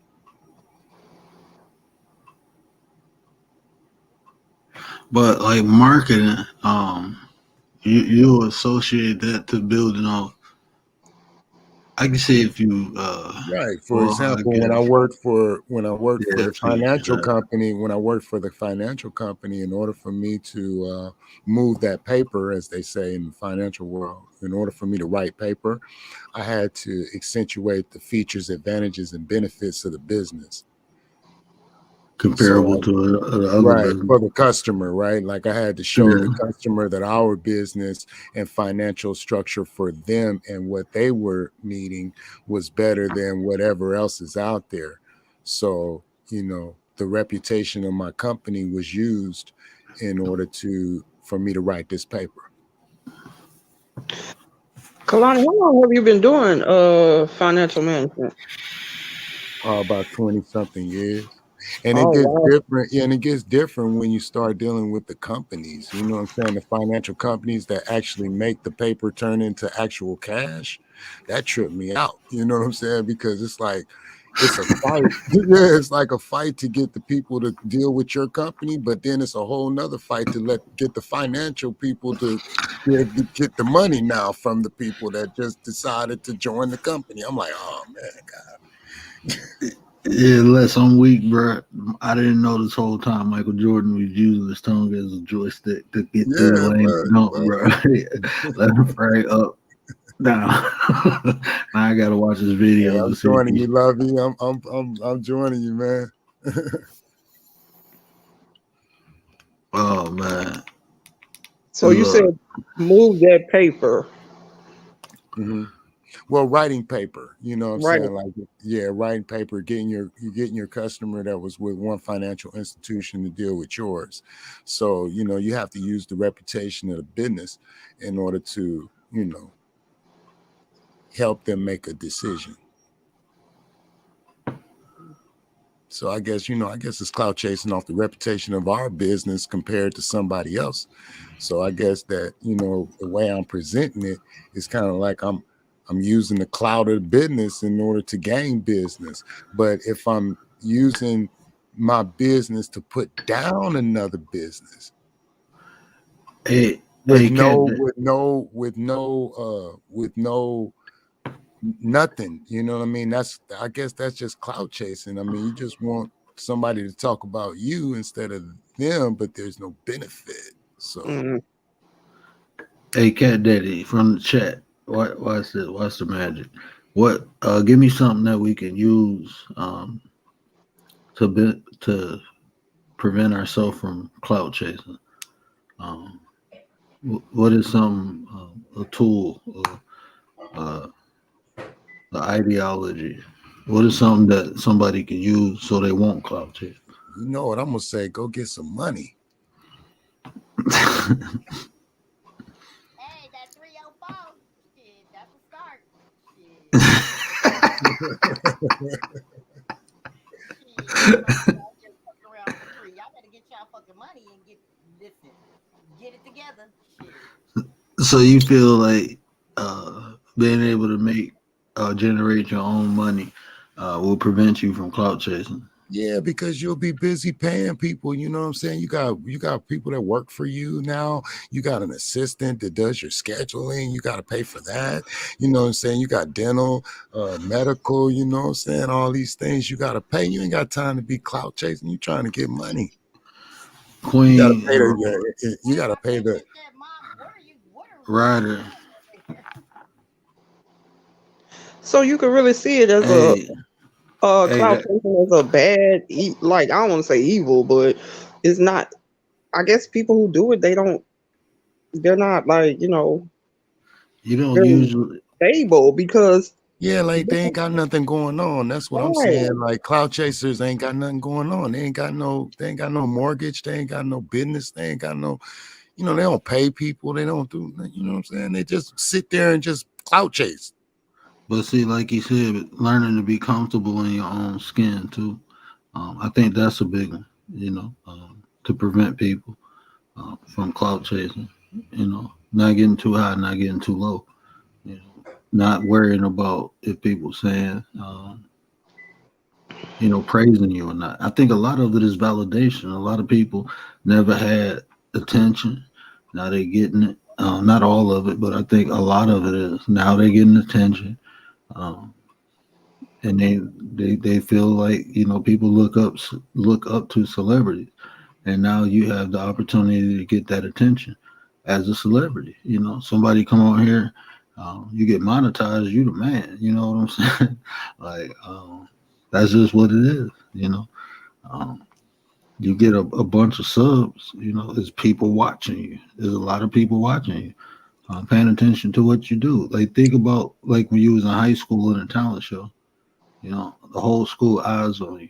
You know, um, Me, and that was I was able to perform, but I seen people shell up, and then even after that, I seen people. They still wanted that same attention. It was just a show to me. Yeah.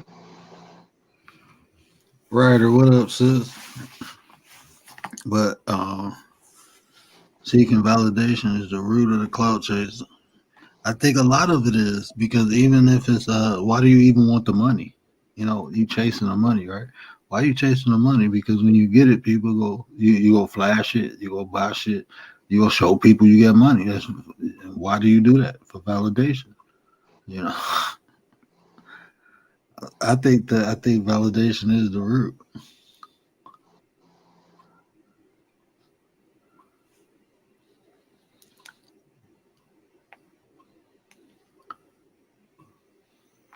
It's the root for some people. I don't know about that shit, and I'ma keep saying that shit. I ain't about to be floating that boat. And see, think about this though, Lovey, right? Say even people who like you said, people who talk shit about other people, right? When they do that, what are they doing? They trying to get validated from another group of people. They Jealousy. look. Jealousy will be first because if you ain't got your bag and you worried about what somebody else is doing, first thing is jealousy. I mean, that's the first thing, and then the next thing comes, I guess, the clout chasing, where a motherfucker want to try to do whatever they can do to try to be like somebody. Like the shit is crazy. Mm, Like I said, when people be doing this clout chasing shit, like that's not nothing you doing. That's a secret. Like you got a lot of people looking at you. Like if I look at you and see that you about that life, like nah, because clout. I mean, you can make money. It's all different type of ways to make money.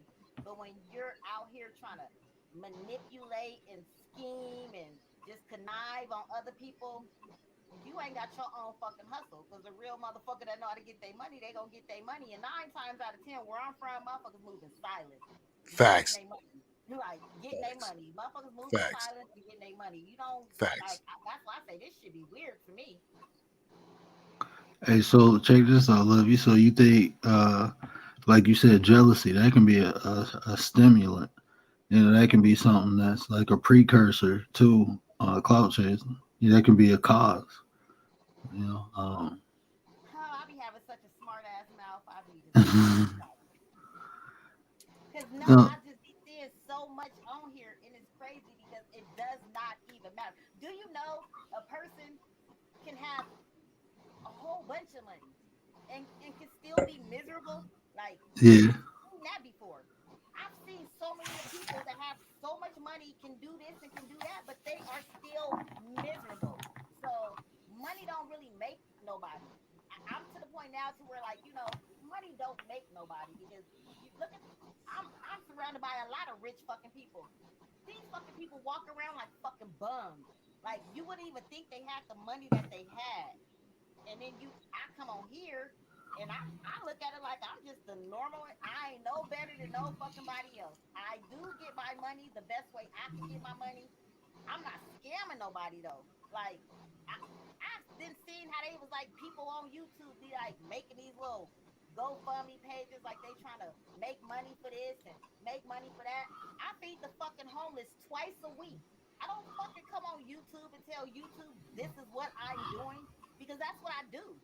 I don't got YouTube supporting me doing none of the stuff that I do for the homeless. And I'm like, that's another thing about me. Like, damn, these people be coming on here bragging about everything they do.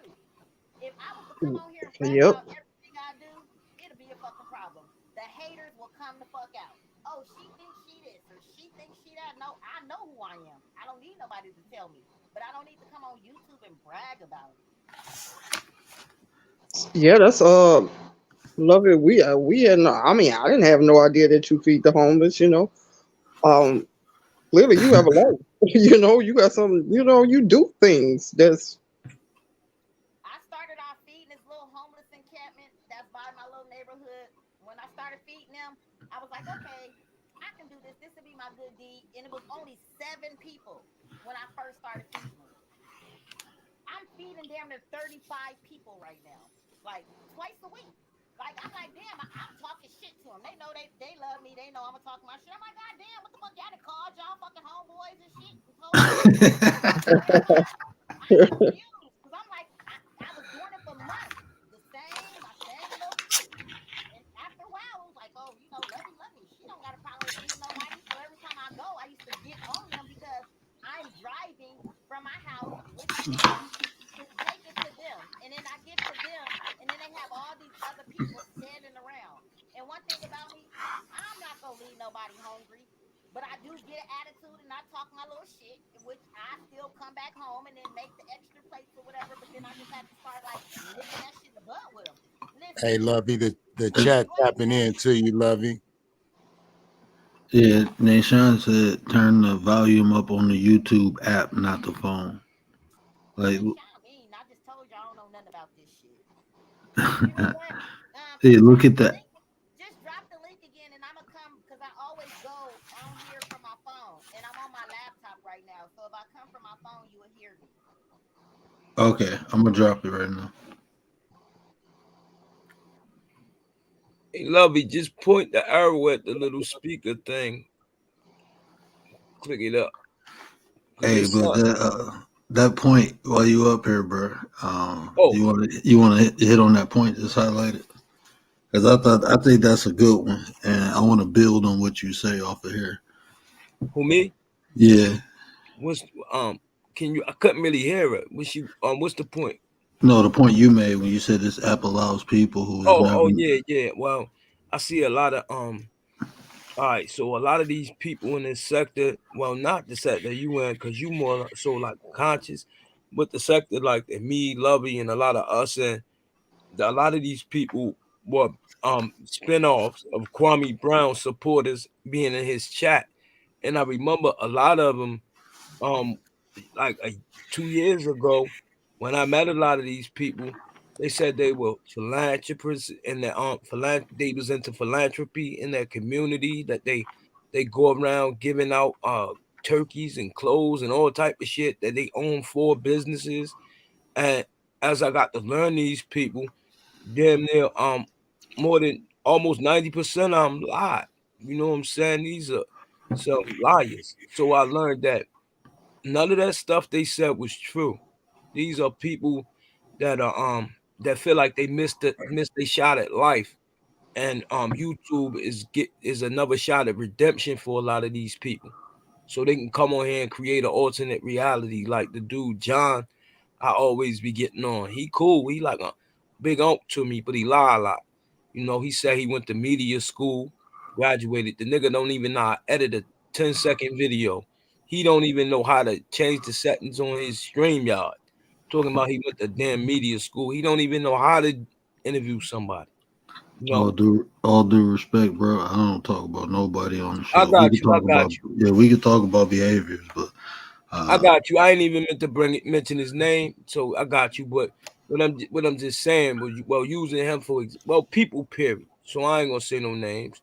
But I just don't like it. You know what I'm saying? I'll be sitting back in the cut and watching it, and for somebody, it's basically a lot of people on this app are playing on other people's intelligence. You know what I'm saying? yeah. Yeah, that's all. Like it basically this app, you know what I mean? I learned that this app and other apps gives people who was never shit in life a chance to create an alternate reality, because then when you do a background check on a lot of people who claim and say things, none of this shit is true. And see, let me ask you this. This is the part I wanted to build on. So when people come on here with the alternate personalities, and then they run into somebody who really like that, they become a threat to them, right? Like even Um, though, like I think sometimes, just observing, I notice, like you'll have somebody who really like that, and then you'll have somebody who portrayed that, and No, I didn't say alternate personalities. I said alternate life. I can attest to what he's talking mm, about too, because I know the situation. I know the person that he's speaking on or whatever, and that was a cloud chasing situation. It was. Hmm. Uh Hmm. huh. I know what you're talking about, facts. And he's just one example. I can name, but I'm not gonna do it because on my show I don't give a fuck who get offended. right. I say it like it Right? is. He know. No, I I know. know because I know No, that's homies it. on another page with it.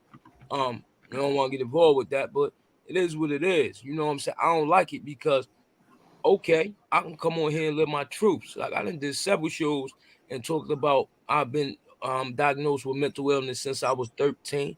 I even showed people some of my medicine I take.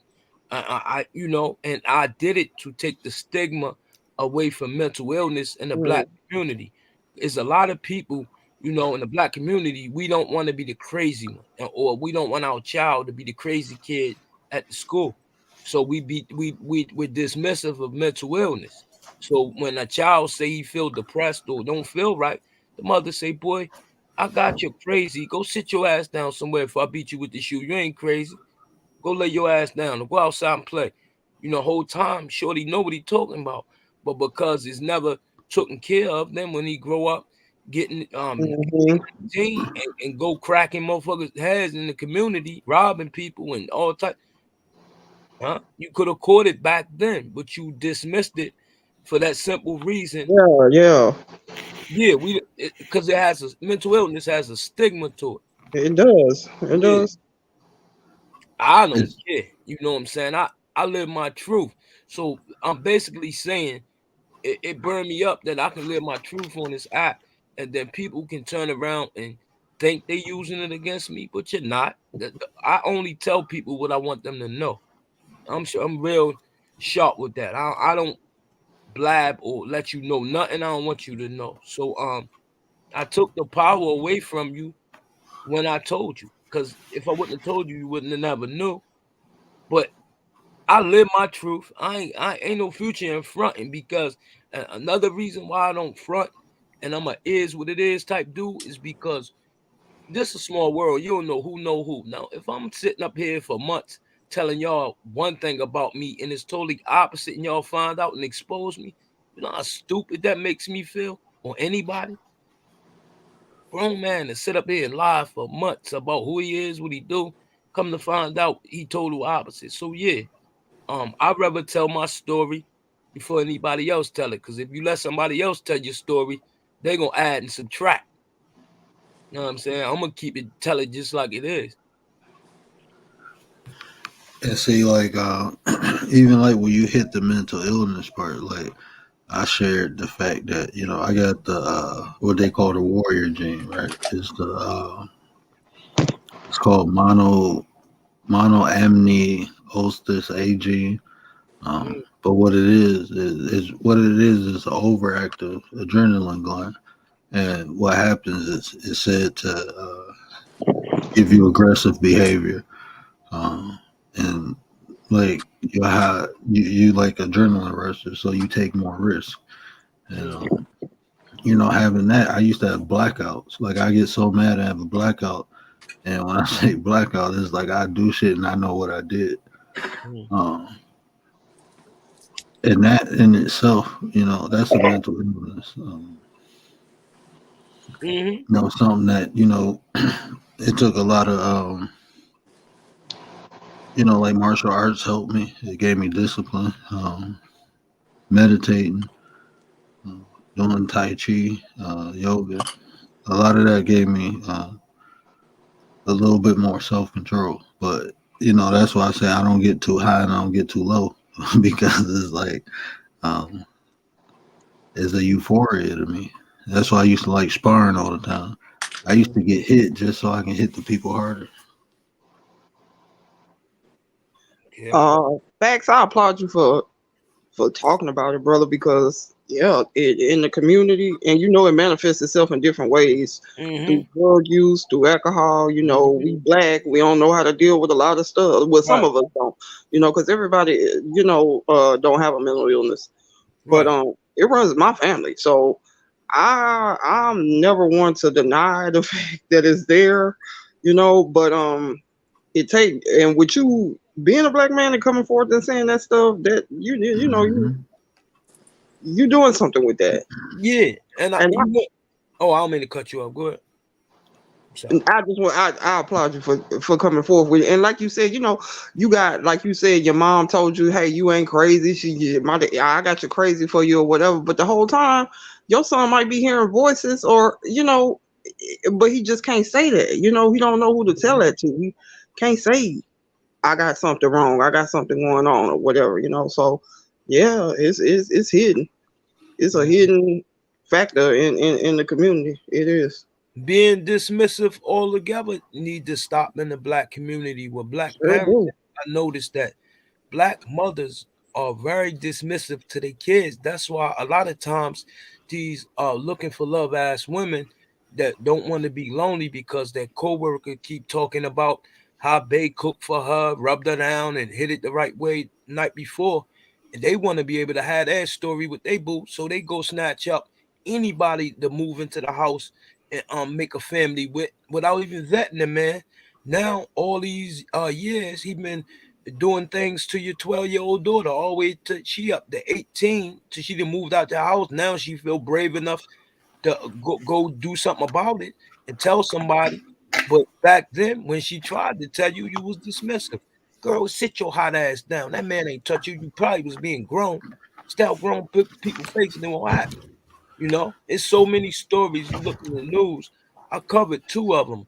One man, he was in a relationship with a lady.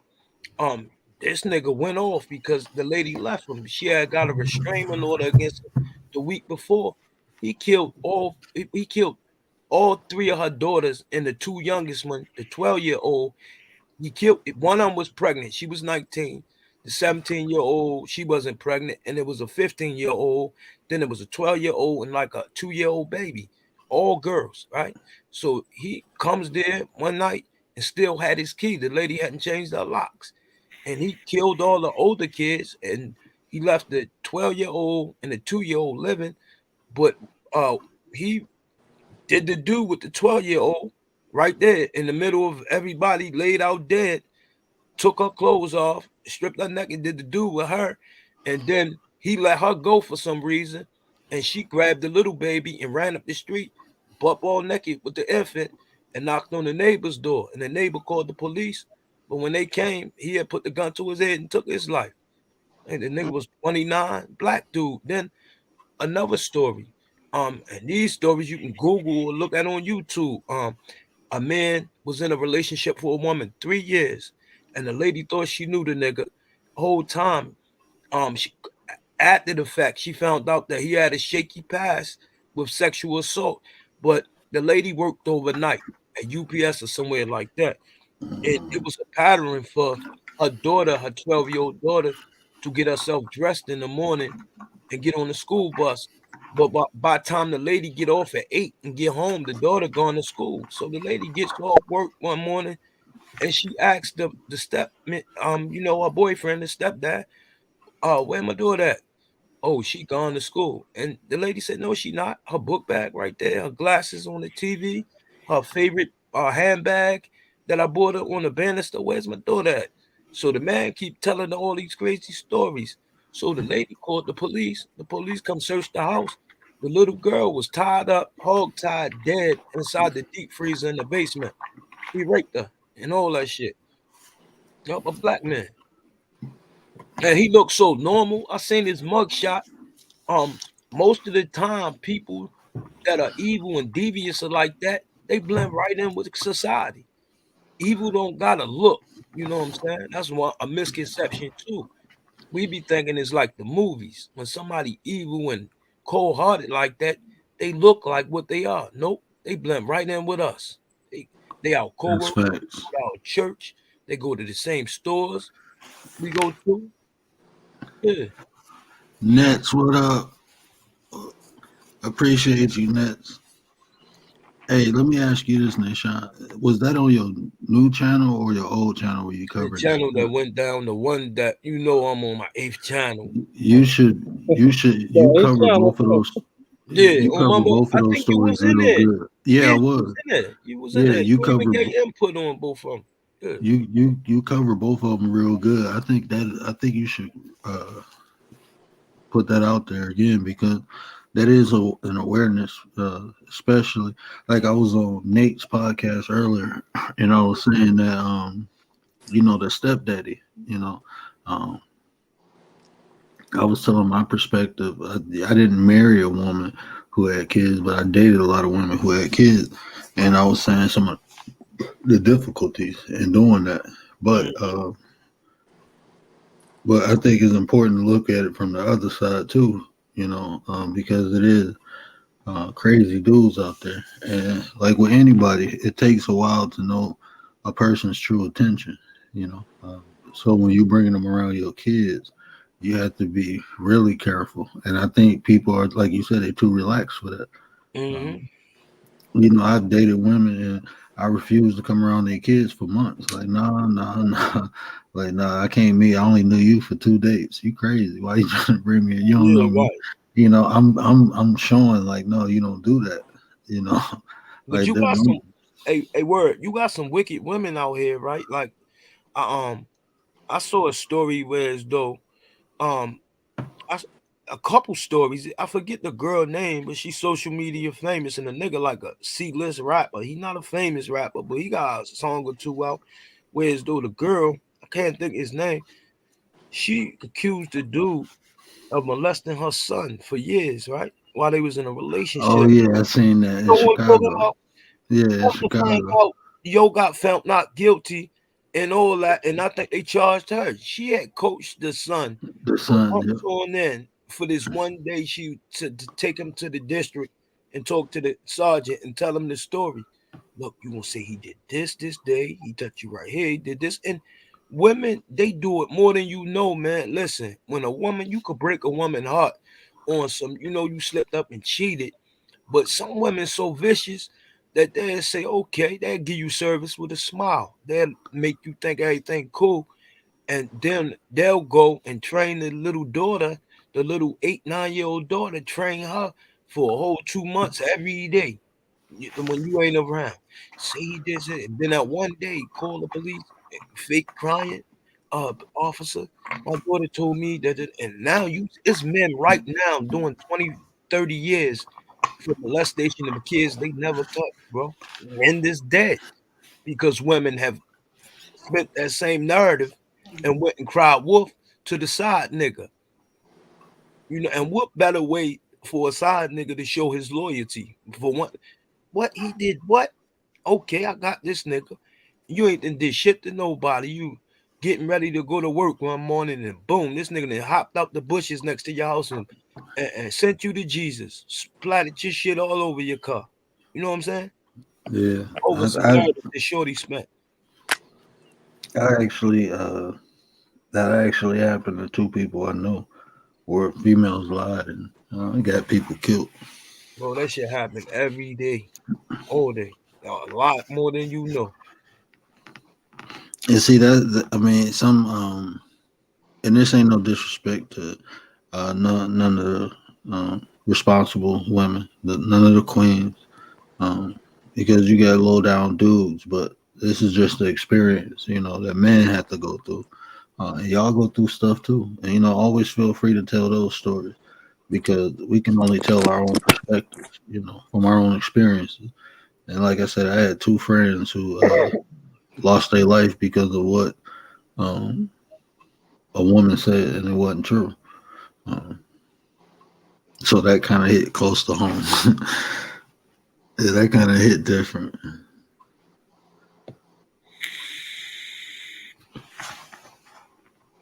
Where Lovey go?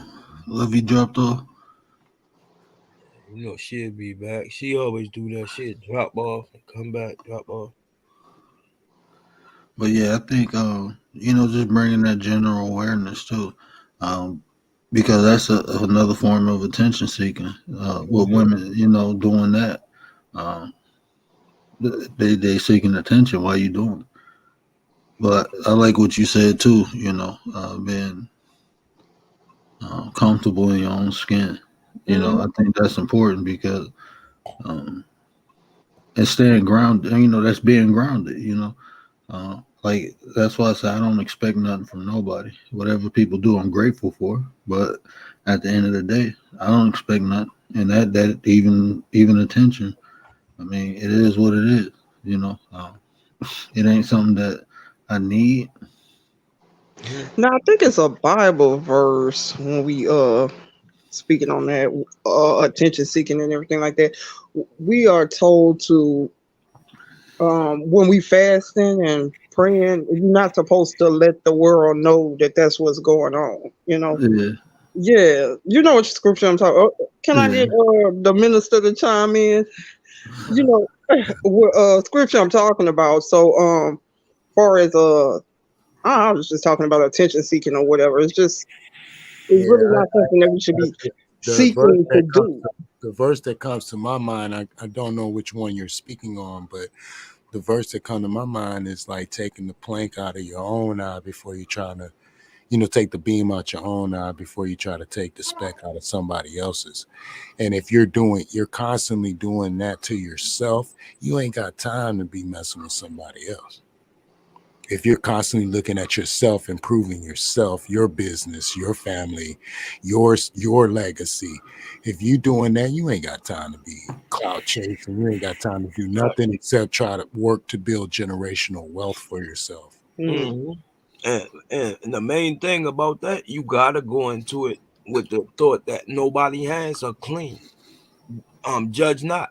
You know what I'm saying? Just like out in the Bible. You know what I'm saying? I always say that how Mary Magdalene, they found out that she was selling pussy in Jerusalem or wherever they was at, and they was ready to take and stone her to death. But Jesus stepped in and said, before I'm not here to save her. Jesus came through. I ain't no Captain Save her or nothing, but I want to give y'all something to think about. Before y'all stone her, I'll say this, and this comes from the Father above.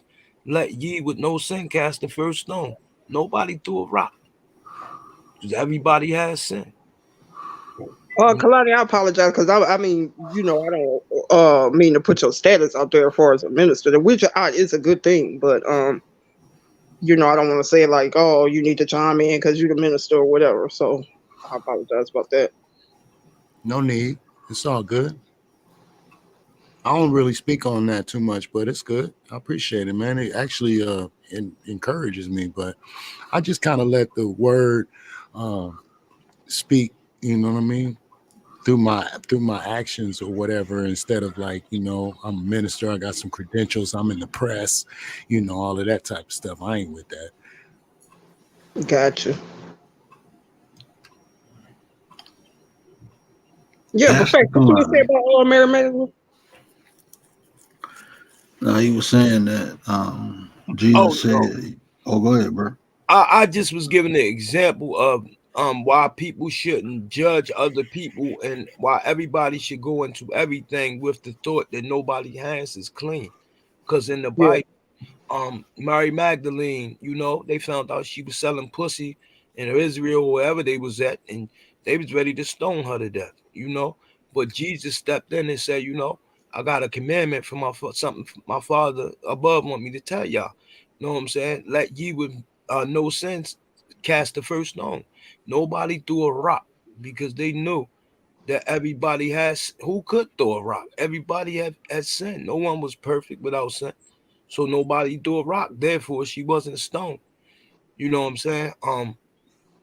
Another thing is that I just found out, and I'm gonna do a show on this soon. Is this thing called damsel in distress syndrome? It's a clinical term Oh, where that's a real clinical term, huh? yeah, right. Hmm. Where the women will create fake scenarios just for some man to come rescue them or people to come to their aid and attention. They'll purposely fall down steps or car accident or just situations where people will come rescue them and hug them and jump in front, and a lot of men have died from that too. You know what I'm saying? A woman may get into an argument with a dude on her job, a simple argument, but on her lunch break, she called crying. This nigga, he got my face, said he'll kill me, da da da. This man ain't said none of that. So now when the shift over, dude walking out from work, thinking everything peachy, he go home to his family and boom, some simple ass nigga that's trying to get approval from this lady and get closer to her. He didn't, and that's what I was talking about with dude who took that trip to Atlanta. I ain't gonna say his name. Playing around with that stripper girl that's connected to homie. Man, a nigga will kill you quick over a stripper, man. They got fans, dudes that been following them Hmm. on Instagram. They've been going seeing them at the club day in and day out, blowing a paycheck on them, whatever, Yep. break bank trying to get a taste of that. And what other way to prove to this lady your loyalty and dedication to her than smoking a stupid idiot like you coming all the way from out of town, being goofy, playing around? Hey, bro, look, let me tell you a quick story, man. So when I first moved out the hood, I'm trying to move quick, so I got into these apartments, right? And I just took the first one that was available. It was on the third floor, and right under me lived a stripper, right? And I only knew because she told me. Um, and at the time, I was married, right, with my first wife, and but we was cool, She used to come up there and get some trees or whatever. But one day we heard all this commotion, right? And she had a boyfriend, right? We heard all this commotion. And we look out, I go to the balcony and I just see two dudes snatching her boyfriend out. And I'm looking like, I wasn't really cool with him, but I'm looking like, I ain't saying nothing. I'm looking like, what the hell going on? They beat him up, told him to leave. She came out, gave both of them a hug, and left. So I opened the door to the hallway. So she came up. She was like, "Yeah, I called two of my customers to get this motherfucker out the house." Like she called, Yo, bro, bro. She called two dudes that she knew at the club to come snatch her dude out the house, bro. it happen It- all the time, bro. It happen all the time, bro. I didn't used to play strip clubs. It's dudes that will do anything just to sniff this girl dirty panties. So all she got to do is put the word out. She ain't even got to directly tell a dude she want him to handle it. She can just go to him with the sad face. Baby, why you looking so sad today? Cause this dude keep coming up my job and he got me scared to go to work. Oh, for real? Where yet? I got him. See, yeah, that junk. It was just funny that you explained it like that because like in real time, I seen like she literally said, I called two of my customers to come get him out my house. I'm like, dang, like yo, dude, dog. Like, and I don't even know if they knew each other. She literally said I called two of them, so I don't know if they knew each other or if they was boys or whatever. But two dudes came and snatched him out. They sure snatched him out the house, man. So yeah, that's interesting too. But the damsel in distress, or I seen that. And it's true. I've been caught up in something like that too. Um, where a female she created condition to be saved. Um, and on the other spectrum, dudes do that too with the hero syndrome. Mm-hmm. You know, Yep. it's a lot of.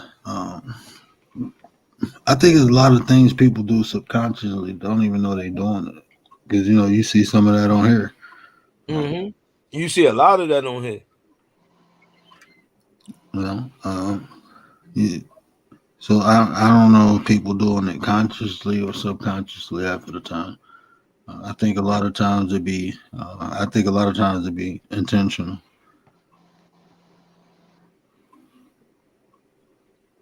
I I think. got a brother, and I told his girlfriend the other day I never ever ever, because I know some females, they call their brother, they say I'm going to get my brother, and or they put themselves in situations where they have to get somebody other than themselves, because women, we can't defend ourselves against men. But I was telling her I never had to call him or ask him to get involved in a situation like that, and I thank God for that.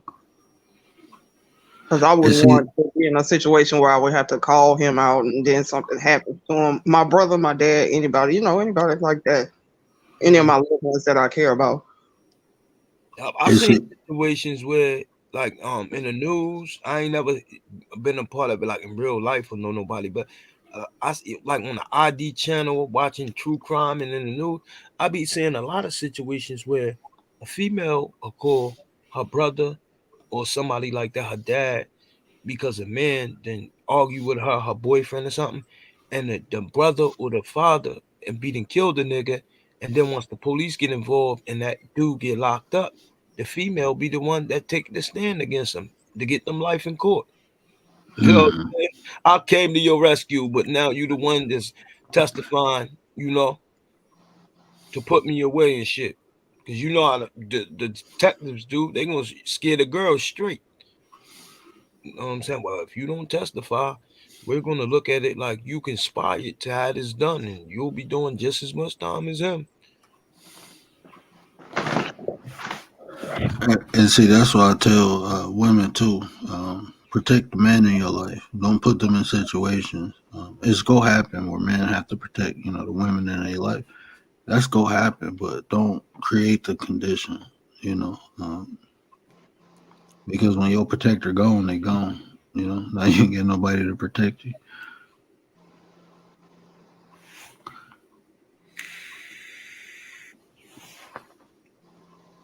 Kalani, you awfully quiet.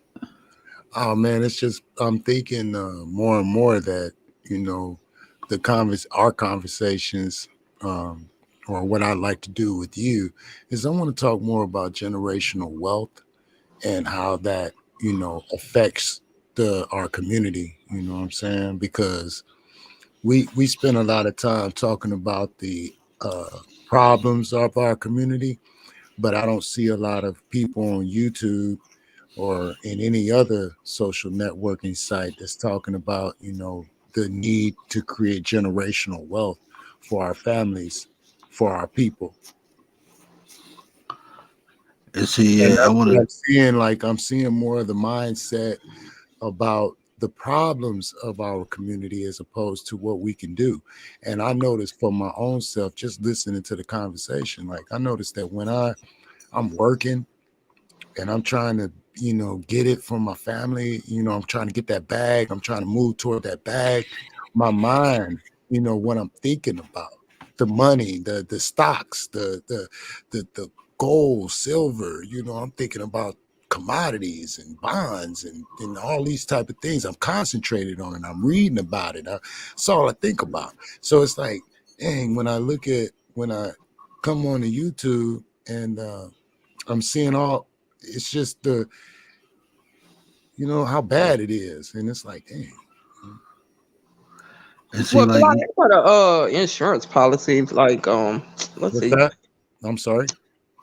I used to have an insurance policy worth 250,000, but I let that one go, and then I just went and got me one that's covering final expense for like 10,000.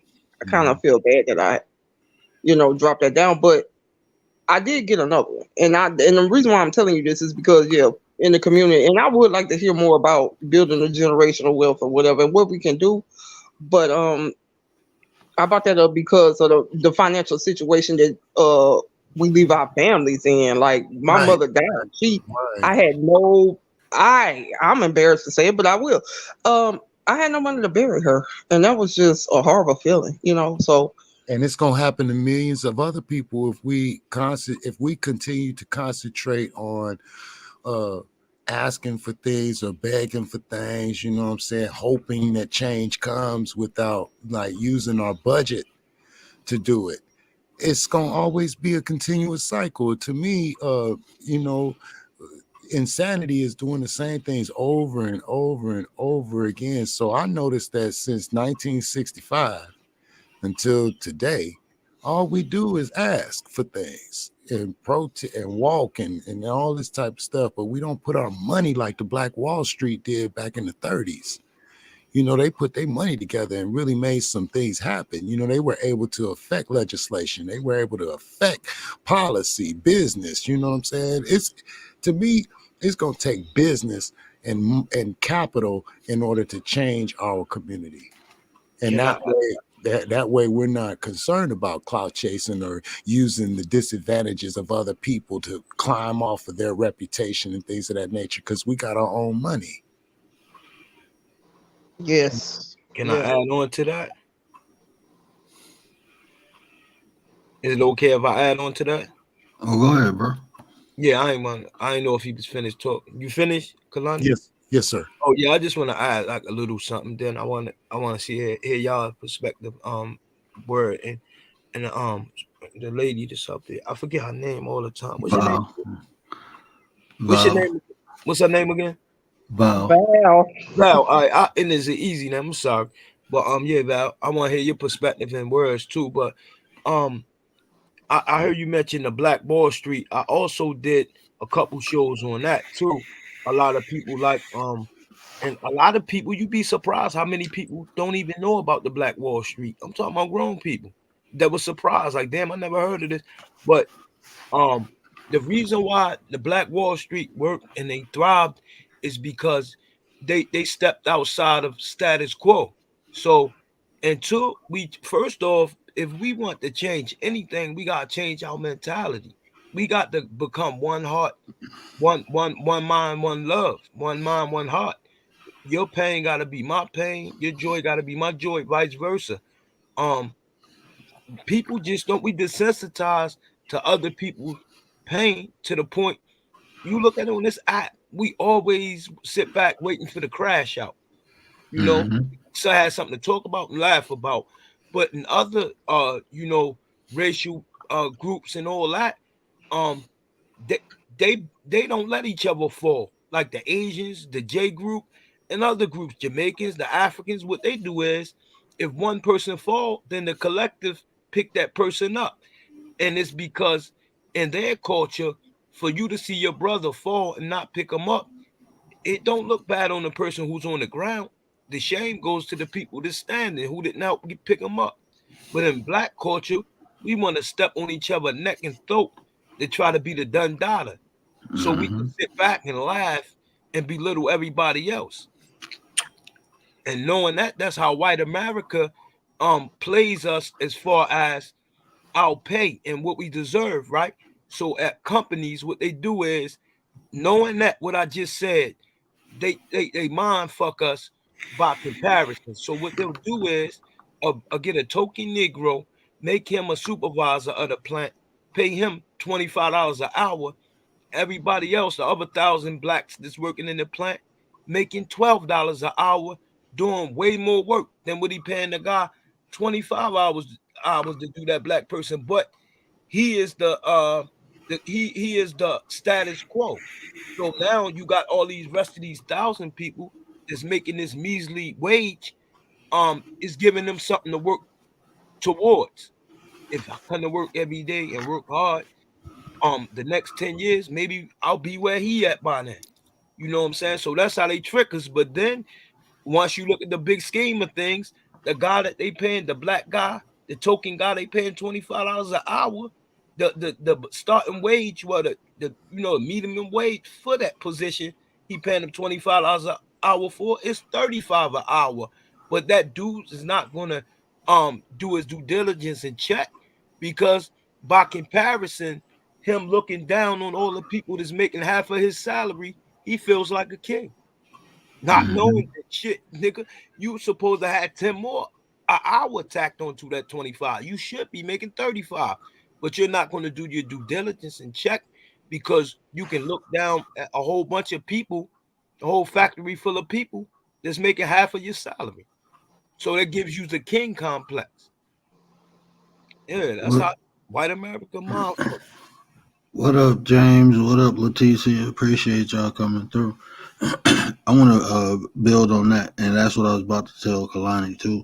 Um, like, if you look through, the videos I make, um, I don't talk about like wealth management or nothing like that. Even though I don't know as much as you, but um, I I'm in don't that know field nothing, too. bro. I don't know. I'm not gonna lie. I'm no wealth manager. Me and you on the same educational level. I'm not no genius or Oh, no. I'm about to go get my Series 3 and Series 6 to be a financial advisor. But like See, Kalani been doing it for 20 years. So like I know how to build it, but what you just hit on is why I talk about what I talk about because before we can like if we have those discussions, it's not gonna be many people here. It's barely people here. You know, we gotta change the mindset first. mm-hmm, Because we don't even trust each other to have these conversations with each other. You mm-hmm, know, you'll go to a white man before you listen to me about finances. You know, mm-hmm. that's how we look at each other. We don't support each other businesses. We just don't really rock with each other like that. So these conversations, even about this clout chasing, you know, this is the mind. This is how you shift the way we think, so we can get to those conversations. You You hear what know, you just said? The word that if we had like when we had these conversations, not too many gonna come. You're right. mhm. It'll take two dudes like me and you that that everybody gel with, and we gotta make it the new cool. That's why I Yeah, always say, as older men, we got the for the little niggas, we got the uncool gangs, drugs, violence, guns. We got to make that the new corny for the little niggas and make not the new cool. Learning about stocks and bonds, um, computer coding, shit that can change the generational wealth gap or whatever. Now check this. I'm gonna spit something to you, and I know you go hear me, and it's gonna go over people's head, but I know you go hear me. Yeah, I'm gonna mute my mic. No, no, I'm saying I really listen to what I'm saying. Yeah, of course. You gonna understand it a little different, but that's why it's important for me to stay the course I'm staying. You know, even though I can do other things, um, it's important because, like, even in the military, right? You got different people to do different things, you know, but they all come together to accomplish the goal. So it's like a team, you know. You got people for different reasons who do different things, but if you can show people like, look, we can come together and this is all what we have to offer, you know, um, that's the way you build, you know. Hmm. Um, so that's why it's important for me to stay the course I'm staying and do it the way I do it, you know, and that's why it's important for you to do it the way you do it and Hmm. important for Kalani to do the way he do it. And now we got more, because Diverse. there's gonna be and there's gonna be people to resonate with what you doing, but we all come together and we got one common goal and we got all these different things to offer. I You know, get what you said. To put it in layman's term, we gonna be the Walmart of this shit. right? That's Yeah, the you can goal. buy every So like in Walmart, you can go in that bitch and buy a sandwich, a gun, an outfit, and do your taxes. You know what I'm saying? So we will be the uh, Walmart of the shit. I'll get you. and what else, streets? Anybody else came in? Hey, Leticia, make sure you drop your link. Please go sub up to sis. I swear she be on point with the third eye information. That's what I every time I share her post, I put that in there. But she got a Rumble page too. I don't know if you can put that in there, Leticia.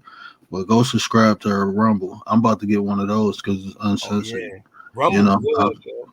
yeah, I'm about to get one of those so I can talk my like I said, I'm sharing information on here, but you when I start that it was written page, I'm gonna Mhm. get watch how quick I get shut down off of that. Yeah, but Rumble uncensored though. I heard Yeah, Rumble you can talk all the shit you want, eh, and no censorship.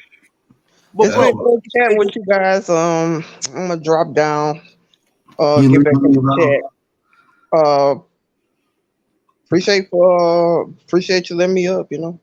Hey, You Miss always Val, come it's up. always a pleasure, man. All right. Holla at y'all. all right, see you, Juju with pal. the beat. Juju, what up though? Hey yo, hey word. I want to say this, and then I'm gonna mute my mic. And I'm more so in a listening mode tonight and learning. So I'm gonna mute my mic. Plus I'm on Facetime with somebody. I just got it on mute. Um, Another number that we need to work on too is um based on FBI.org, right? The Mhm. statistics we African American is for the blacks. We're 14% of the U.S. population, and we're responsible for 67% of all violent crime. And I know it's people who would say, "Well, them numbers could be fucked with or doctored or whatever." Well, if you think that's the case, tomorrow morning, get in your car and ride to your local jail or prison. Now ask them, can you take a tour? Can they walk you through that? But see what color people you see manning the majority of them jails and prisons. So I know it ain't, and this is all across the country. You know what I'm saying? That's a sad number we got to work on, man. And I know we can, but like I say, and like you say, and like Kalani say, man, before any change, we got to change our mentality. I'm gonna Yeah. mute my mic and hear y'all out for a while because I'm on the phone too. I'm gonna make one point real quick, Kalani, and then I want to hit you with a question. But what he said too, we have to. I think that comes with the way we think. Um, before we, I mean, we can't even come together to trust each other to build with one another until we stop looking at each other as adversaries and competition. We got to try to complement one another, use our different abilities and skills, and mesh them together. Um, but Kalani, let me ask you this. But hitting on your point, we still, for the people that do rock with us, we can still offer that information because they could benefit from it now versus waiting for everybody to change the way they think. And in my opinion, I think a quick, easy way to guarantee a little financial stability is like a universal life insurance policy. Um, Especially with kids. Like when my son turns 18, he'll have over $80,000 he'll have access to. When he turned 30, he'll have over 130 something thousand. When he turns 65, if he keep it, he'll have like close to 300, 400,000 that he have access to. Most people don't know you can borrow from a life insurance policy. A lot of people get them just, to cover death expenses, but doing real estate, I learned that people use them to buy houses, and that's why I got into selling it. Um, but I think that's a quick, easy way to guarantee. Uh, but there's other options too. But something that they can do now. I only pay what $75 a month. And I usually pay that out in the first, in the beginning of the month, like I already paid it up for the year.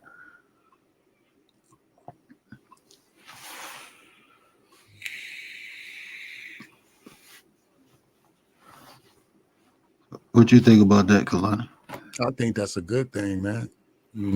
I think that's a very, very good thing as far as like preparing yourself or getting yourself prepared and making those necessary adjustments.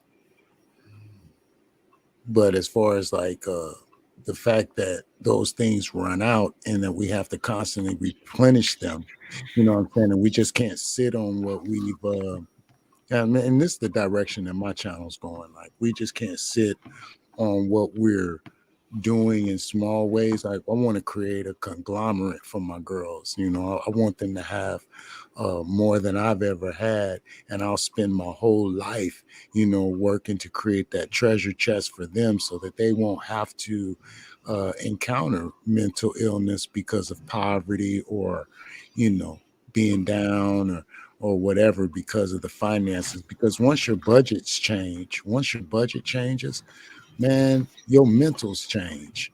What you thinking about change. You start thinking about the woes of the world as opposed to getting that bag. And it's because your bag is depleted. So now you got time to concentrate on the other things. You know what I mean? Like when you're moving money, man, you really ain't got time to be caught up in the societal problems. You know what I'm saying? Because you're constantly trying to get it for But your family, for your family, for your family. let me ask you this, and like when I look at because with issues like this, you can um, just my opinion, with issues like this, you got to start from the ground, you know, because a lot of people, like from the position I'm at, and probably, from the position you at, a lot of people don't have what we have to start, to invest. And that's why I went back to the simple thing, just to make sure that your child, because of universal life insurance policy, the beauty of that is you don't, the price don't ever change and it don't run out until you die, unless you take the money out of it. And I found a way to finagle that. And like I said, borrow it, take all the money out, close that one, and start a new one. like depending where you at in your life. Like I said, I seen people buy houses like that. Um, Yo, but bro, you know what Kalani said? That struck me. That was kind of that was real important. That he said he want to build a treasure chest so that his kids won't have to go through the mental stress of trying to get by. And guess what? Guess what aligns with that? And these are real true numbers. In the last 30 years, all the way up to now, African American boys and girls ranked last in all aptitude tests nationwide, all aptitude tests, and ranked first in who drops out of college, African American. And they said a lot of that got to do with I looked at a documentary. A lot of that got to do with impoverished living circumstances that got a lot to do with these numbers. You know what I'm saying? Because kids are going to bed hungry. They living sleeping in a room with four other kids. Just all of that ties in basically. So I do kind of understand what he's saying. And I also noticed that kids that come from a background of good financial wealth always seem like tend to thrive more than a kid that comes from poverty in the hood. And when I saw them numbers, it blew my mind. I said, damn, in the last 30 years, all the way up to now, we rank last in all aptitude tests and first to drop out of college. That's crazy. yeah, I can help you, Val, and T's too. That's why I was saying the universal policy is different. That's the one that get the living benefit. And I'm telling you, I didn't help. Um, I think like four people buy houses and they use their life insurance, like $300,000 houses. And the price never changed. So $75 for the rest of my son's life. And if you're in your 20s, I encourage you to get that because that can be a supplement to retirement. Canceling that out once you get to 65. If you like 21 now, you can cancel that out when you turn 65. You should have over 100, depending on what policy that you got. That's an extra 100, $200,000 right there on top of the retirement fund that you built up through working. So it's ways to use that. Is a tax free way to save money. Um, you can go off the index, and the index. You know what I'm talking about, Kalani. Mm-hmm. Or you can go off the SP 500. So there's different ways to use that universal, and a lot of people don't know about it. A lot of people think that life insurance policies is just for when people die, and it's not. And that's one hidden secret that was used that people been using for years that a lot of black people aren't aware of. We Exactly. Like when I got into corporate finance, you know what I'm saying? I seen how they move. Like just what you're explaining right now, you can take and cash in your policy and then you can buy these depleted homes and then you yeah, can use the money out of that and you can use the money to fix it up, you know what I'm bro, saying? bro, look, Still reclaim your policy again. It's like, oh wow, okay. check this I out. could This thirty borrow year against old. my policy and then reignite it. And then I'm like, oh, okay. So I can just get that. I can return that money. And I'm like, oh, okay, this is what I should have been doing this years ago. Bro, look, this 30-year-old girl came to me and was like, I want these three houses, right? They all was like, one of them was like 65. They came up to like 235,000, right? So we did the paperwork, put the offers in, she got them. And she was like, okay, give me 4 days, I have the money. And I'm like, okay. So she went and cashed in her life insurance policy, right? Sold the houses and bought another life insurance policy. And she said, now I got the money. That's how she quit her job Mm-hmm. and got into real estate. Each one of those houses, she a total of three houses she bought for like over 200,000. She fixed all them houses up and sold all of them for over 250,000. That's a Mm-hmm. flip. You see what I'm saying? Mm-hmm. That's how she started her flipping business And touching off on a what life insurance Nashawn policy.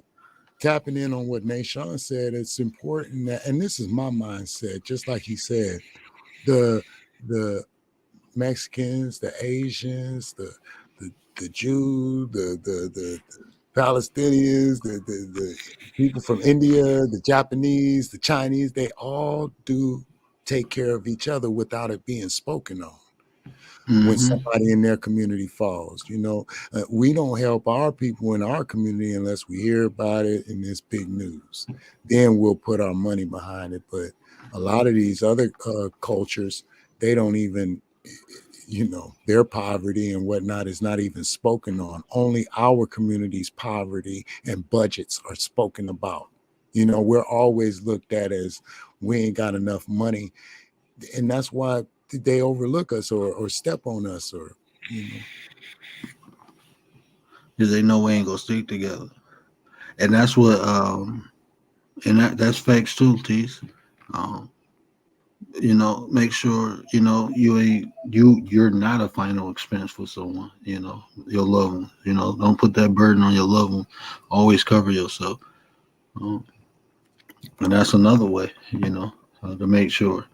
It's gonna be some stuff left over. What up, though, Angel?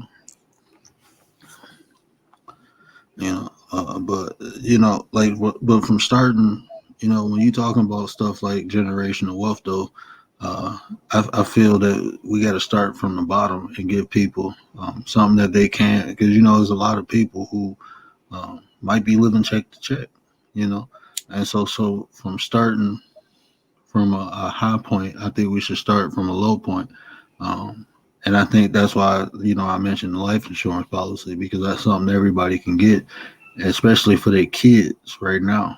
Um, mm-hmm. you can afford that. We paying $100 for a cell phone bill, but we look at the life insurance policy as a burial thing when we can utilize it.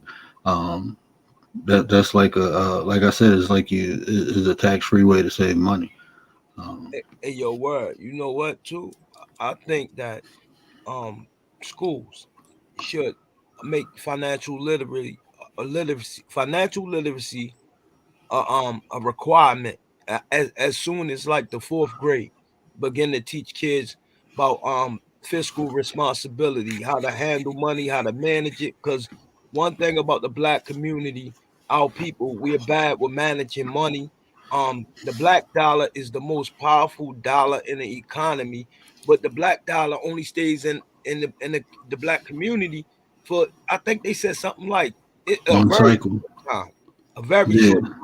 But other races, their dollar stays, within the circle. Another thing, far as business, one good tool to have when it comes to business, the ability to be able to predict.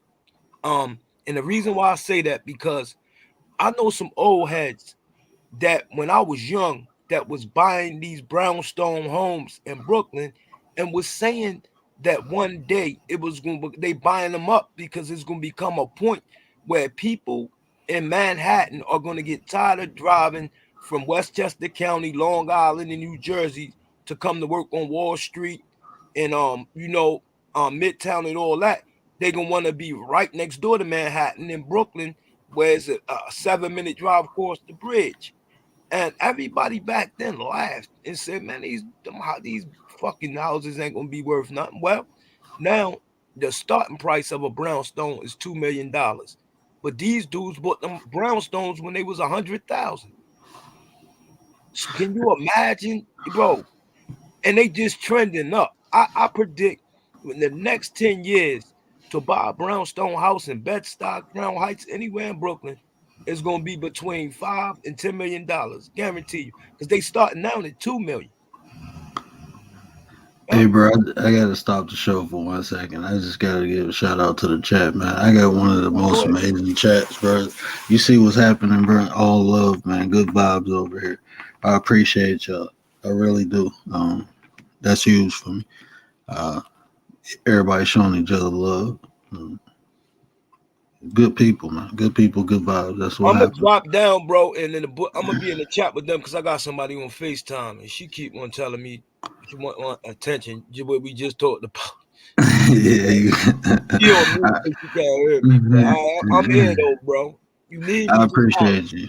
All I right, nice appreciate you, talking to brother. you, Kalani, too, bro. Yes, sir. Yes, sir. Hell Thank yeah. you. Hell Respect. yeah. Anytime, bro. Hey, make sure you drop your link in the chat too, bro. Um, but yeah, I mean, these are conversations though. We got to change the mindset, the way we look at stuff. But we do need to start getting into things that I talk about the mindset because I think that that's what's going to benefit us the most.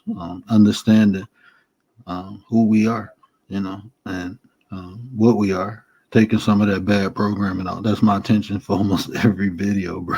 I'm trying to erase some of them thoughts. Just get people to think, to look at it a different way. Um, but ultimately, once we get to that point, what we go do, because even what he was saying about the education, we got to make our own schools. That's simple because they had never put that in public school. The school system that we in, we got to recognize and understand what it is. It's not here to educate our kids. It's here to prepare them for the workforce. Simple and flat. To be good products of American debt. That's what it's for. Because that's how the American dollar is free, fair use YouTube. It's just my opinion, but that's what the American dollar is predicated upon. Is debt. It's on the back of it. It say it right there. Anybody can see it. Simple observation to tell you this dollar, this money that we got, this paper, this credit, all that is backed by people being in debt. That's why they can print so much money freely. Yeah, how do you get people in debt? Put them through indoctrination. Thinking they need all these material things. And what they do. Use credit cards, uh, get loans. You know, we spend money on things that was naturally supposed to be free. So we got to get our children out of that school system and create our own, and then we can put any class that we feel is needed in there. To make our children successful for our people. For our for our benefit. Simple as that. I mean, the more, uh, and that affects everybody. The school system is the same. I don't care if you're in the suburbs or in the hood. Some suburb schools do have financial literacy. Um, my sister went to one, but that I don't think that's in every suburb. And then they still, even if they give it to them, they're giving them just enough to be productive in their system. Everybody is slave. Believe it or not, everybody is slave. Um, if you got a social security number, you're a slave, and that's just what it is.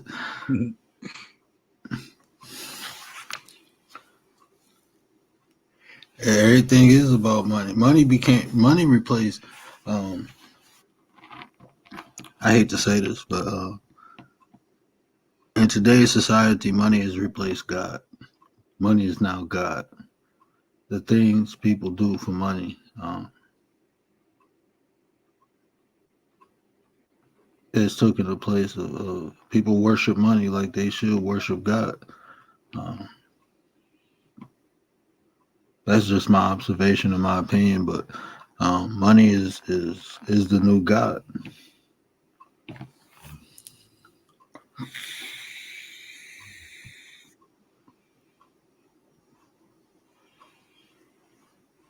What you think about that, Kalani? I think that money's a tool and that God is God, but money is a tool. But because we think that it's the new God, it's because money doesn't have a heartbeat. Money don't care. Money just moves. Money moves to positive people and it moves to negative people. But the money is the dollar goes everywhere. You could, as whatever's legal, moral, and ethical, or even immoral, illegal, and unethical, money goes on all of that. So that's why we probably think that it's the new God. But God is God. Money is Oh just a no, tool that we use. yeah, that's facts. God is God. I'm talking about the way people worship. People forget about God when it comes to money. Sometimes, people do ungodly things for a dollar. It's because You money know, don't got no heartbeat. exactly. So that's you. I would even go as far as to say money can be a form of Satan. It's how it's used. It's how it's looked upon. That's why I don't chase it. It'll come to me. I raise my frequency, and Once I align with it, I usually get it. But I won't do nothing. Like you said, moral and ethically. I'm not gonna do nothing unmoral or unethically to get a dollar. I ain't gonna stab somebody in the back. I'm not gonna hurt nobody for no amount of money. I'm not gonna do it. Um, and that that goes back to clout chasing, right? Hmm. Hmm. I mean, as I'm getting older and I'm moving more so into generational wealth, and it's because the girls they're growing up, and I'm looking at them at 24 and 25, and I'm thinking like, okay, when you're my age, I want you guys, every day I think this, like, man, when you guys are my age, I want y'all to be set. I've been thinking that since they were children, little babies and stuff. Like, I just want y'all to be set, set, set. And all my life, I've been working to give them a lifestyle that I didn't have. And it's exciting to get the bag for my family. And it keeps me out of trouble. You know what I mean? It keeps me focused. I'm thinking about stuff that I never thought about, like the price of gold, and looking at how gold and silver and salt and sugar fluctuates, corn, what I'm saying? I'm looking at wheat, farm, and all of these type of things that I watch to see how our money is moving and how I can move my money to better position my family. And see that's the mindset too. That's why I say you in the living mode. You're not so you don't have a surviving. You're not thinking in survival mode. You're thinking about in living mode. Because in survival mode, you're just trying to get through the day. You ain't thinking about tomorrow. You got to get through the day. But you're thinking years ahead, decades ahead. You see what I'm saying? This is why we got to change the way we think. A lot of us are stuck because um, the conditions and situations we was put in life. We had to survive. And now that we older, we didn't turn the switch. We didn't flick it. We still surviving.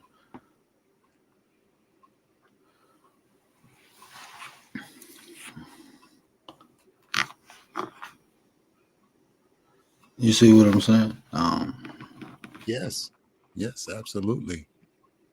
See, so like I'm in living mode. I can switch back to survival mode when needed, but there's a lot of people even unaware. So this is why I have the conversations I have because, um, like I said, some of us are in living mode. We're doing things to build our future. We're not just thinking about tomorrow. We're thinking about 3, 4 decades from now. Exactly. You see what I'm That's a new, saying? and I'm embarrassed to say that it's a new understanding, but I guess as the girls, when they hit their 20s, I start thinking like, man, and I'm looking at the finances and I'm looking at the, what's going on, and I'm like, man, if it's like this and they're 20, that was like, 5 years ago, but I was like, man, they're 20 years old, and if they're like this now, man, I got to get that paper. Daddy, I got to get that money, what I'm saying? And my mind went to overdrive, to like, I need to stop thinking about uh, m- my own issues and just build for them, build for them, build for them. I'll be all right in the wash, but it's really about, like you said, 2, 3 generations from now. That's what we need in our community is 2, 3 generations worth of wealth for them Right. so that they won't be predicated on the ups and downs of the nation. You know what I'm saying? They'll be able to make their own decisions and spend their own money and buy their own stuff without that being a stress for them. I think about it every day, man. And see, that's why we got to get conversations like this out the way so we can get to that, you know, because this is one of the things preventing that. We thinking about the instant gratification, the clout, what it can get us now, and not thinking the effects of it later. You see what I'm saying? You can't build that generational wealth if you're not here. If you're Right. taking them risky risks, you might Right. not physically be here. And if you're And taking then those risks, and I'm seeing like you could take risk in different ways. Like you could buy an insurance policy, pay on it, take out that money, buy depressed property, fix it up. You Hmm. could get Take a that smart bag. risk, Look, but see, that's what I'm saying. We got to click that switch. I'm gonna do a video on that tomorrow. We'll call it "Click That Switch." We'll go from survival to living. We got to do that. I think that's one of the major problems. That's one of the major problems. We trying to survive. We doing things for the instant gratification, and we not building towards the future. When all these other races are doing that, that's why these other kids are getting head starts. You know, um, I mean, you already had a 400 or 500 year head start, and now you get another head. You know what I'm saying? And you Mhm. still get the lead because they done built it up to the point where it's being passed down. And we never started that. I mean, because when we did, you talk about Rosewood, you talk about Black Wall Street, that was destroyed, and we never really tried to rebuild it to that grand scale after that. Like Nishan was saying, we ain't built to the grand scale after that. But it's a conversation that can benefit everybody because, like I said, these issues plague everybody. So these are conversations that need to be had, but we first got to get out of survival mode. Um, Definitely got. I mean, it's useful, but it's a switch. You click it on when it's needed, not every. You ain't supposed to be living in that mode. I know it sounds cliche, you know what I mean, but I noticed that like the more you work, the more you have, and the more your mindset changes because of the work that you're doing with what you have. I think you should define work. Um, I think when you work for self, because when you work for somebody else, you're just building their wealth. You'll never get paid what your Hey, output. you sound You like never get paid. Amway. Hey, that's what's up, though. That's what got me in it. Hey, that's what's up. That's what got me in it. That was the first thing he said. He's like, you know, Kalani, man, every time you go into the store, you're paying somebody else's tuition. You're Yeah. paying somebody else's family's mortgage every time. Why don't you do that for yourself? And I was like, sign me up. Amway. Let's do it.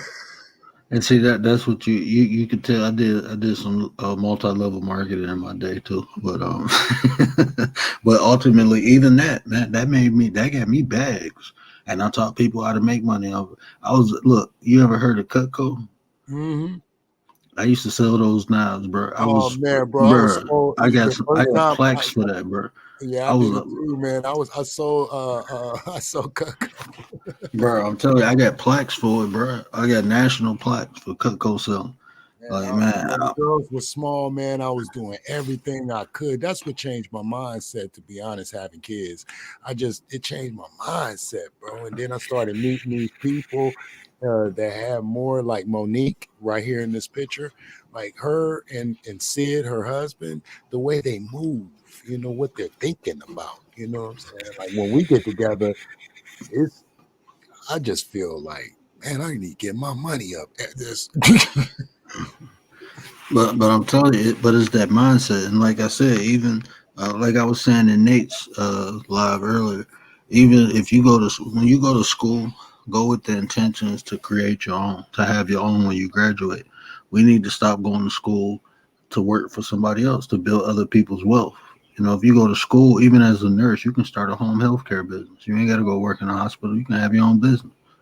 You know, these trades. You can go get an HVAC license and start your own business. You can go get electrician or plumbing, and after you finish your journeyman, you can start your own business. Start using these trades to start your own business. Start using education to start your own. Other people, you working for somebody who did the same thing. If they did it, you can do it. We got to start thinking like that, and just True. stop accepting things and start creating our own.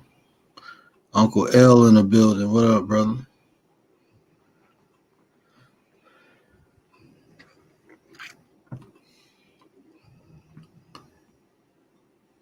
And see, Angel, I believe that too. But guess what? When you'll get some teachers trying to stand up for the kids, and they lose their job, and it ain't funny, but that's what happens. You know, I got a friend. His wife is a teacher, and she was talking about the curriculum, and she can't find a job now. You know, they might have to move out of state for her to find a job. Um, but she wanted a better curriculum, and they was like, "Oh, you want better curriculum? We'll go find a better school to teach at." That's what one of the people told her. Bro. These schools ain't designed to educate our kids. I promise you. This whole structure is an indoctrination. It's not education. It's indoctrination. That's what it is. It's a form of indoctrination. So that's why I say we gotta teach our own. You know, that is our responsibility anyway. You know, we gotta stop giving them uh, our responsibilities because it's comfortable. You know, like you can't even. You have to take your child to the doctor to get a checkup. Like what? What you mean? I got to take my a wellness check? Why do you what? Like how you forcing me? Now you forcing um, same sex education in school. You allowing kids to define themselves as a gender without telling the parents. Like this shit crazy. We give them too much power. We need to take that power back.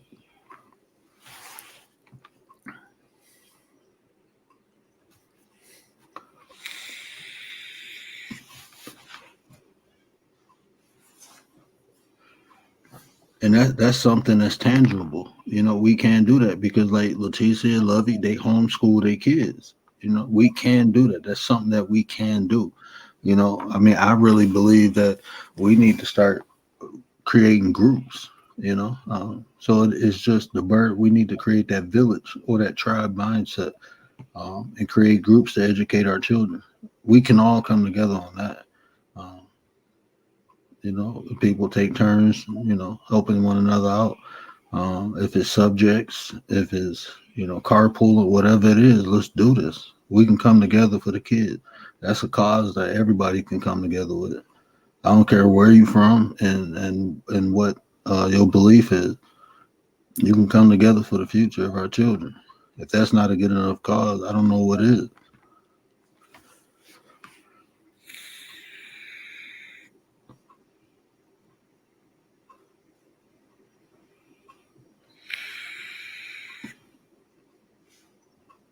Yeah, and that's what I'm saying. I mean, if you can't if you asking for something, you can't get mad at what you're giving. You know what I'm saying? No matter what, if it's fair or not, you asking.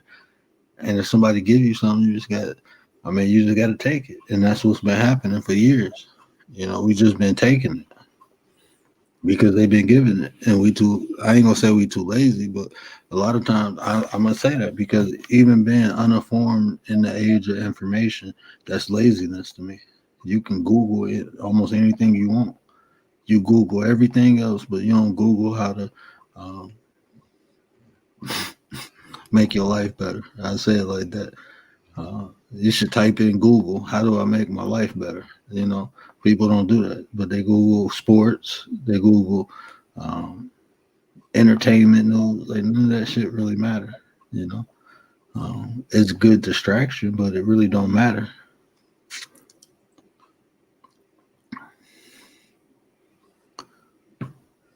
Fire every teacher until school. Yeah,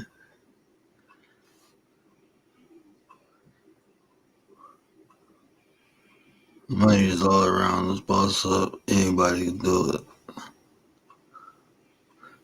You type it in the dirt.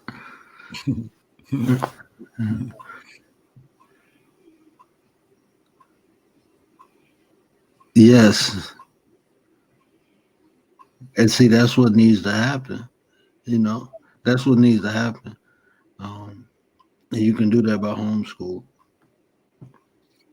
I mean, stop asking for that. Yeah, look, uh, we can sit here and ask for what we want, or we can just take what we want. And you don't have to be violent. You don't have to be violent. We'll take our kids out to school and educate them ourselves. We got enough retired teachers. Everybody make enough money. We pay taxes. We can put that into. I mean, like I said, we pay. My phone bill personally is almost $300. It's like 240 something. So if I can't take out $100 to pay this lady a week or whatever she need to supplement her retirement, this retired school teacher to help educate my kid, something wrong with me. I mean, we got to start putting our money into ourselves and stop making other people rich. I sit up here. I don't like Jeff Bezos, whatever that Amazon dude name. Fair use, YouTube. This is just my opinion. I don't like him. But my wife, she cheat on me with him all the time. All she do is order Amazon, Amazon. I'm like, you making him rich. You know what I'm saying? Like, he ain't doing nothing for us, but you making him rich. Then we get in a debate. She like, well, people work there, so I'm helping pay them. Man, I don't want to hear that. We making him rich. They getting pennies compared to what he making.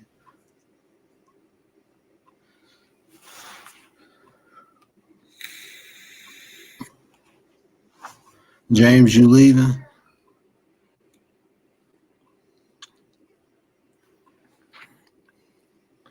See if we make a steady name protest, we will get some.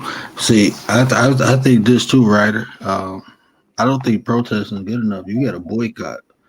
The protests and the civil rights movement. The only reason they work because people boycott it. Now, when you protest, you just go out there and scream and yell. Um, you start taking money out people's pocket, they go listen. Hold on, what's going on? You know, okay, what you need? Okay, let's talk about it. You go get that if you boycott. If you don't boycott, they don't care.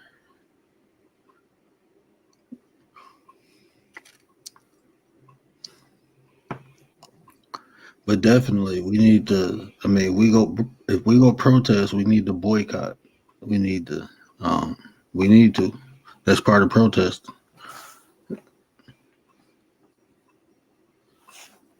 Shut it down, right?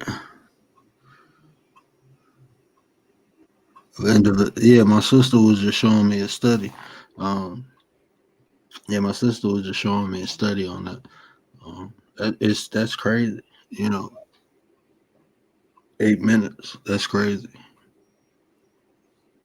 I think it's dope how we just get on here. I can put something on there. We can just talk about anything that matters. I think that's dope. Mhm. I think that's dope. But yeah, I think the most efficient way of fixing the problem with the school system is to simply educate our own. I think a lot of our problems can be solved by us fixing them ourselves instead of asking people. Coming together. But that's the hard part, right? Is to come together. That's the Mhm. hard part. You know. Mhm. So we got to figure that out. It can be groups of us to come together, but it's like you get a group of people like this to come together. Is a larger group that has hate in their heart that will attack, and it'll be our own people. That's the sad part. And I go back to that five monkeys in a cage experiment. Crabs in the barrel. You see one about to get out, and they pull them down. You see one about to get a banana, and you think you about to get punished, so they pull them down. You see that one person making the difference, making the change. That inspire hope. They let people know it can be done. They don't want that.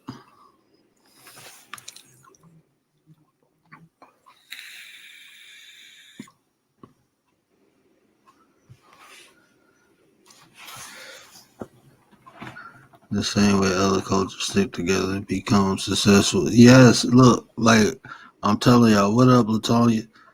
I'm telling y'all, like my wife Middle Eastern, right? And something happened that oh no, they come together quick.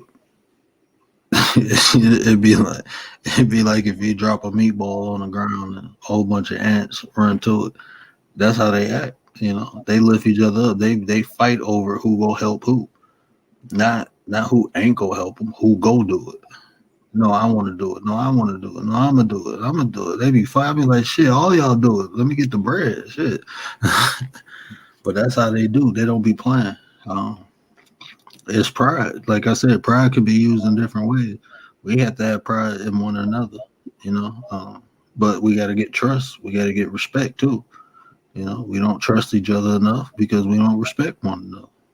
We don't respect our differences for some reason. We have to be more alike for us to get along. We have to um, have that herd mentality. We find more reasons to stay separated than when it's major reasons to unite. But we actively look for reasons not to like one another. Um,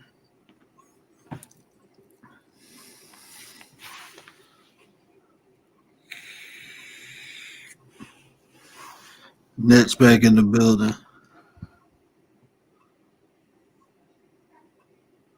We all come together, communicate. I love it.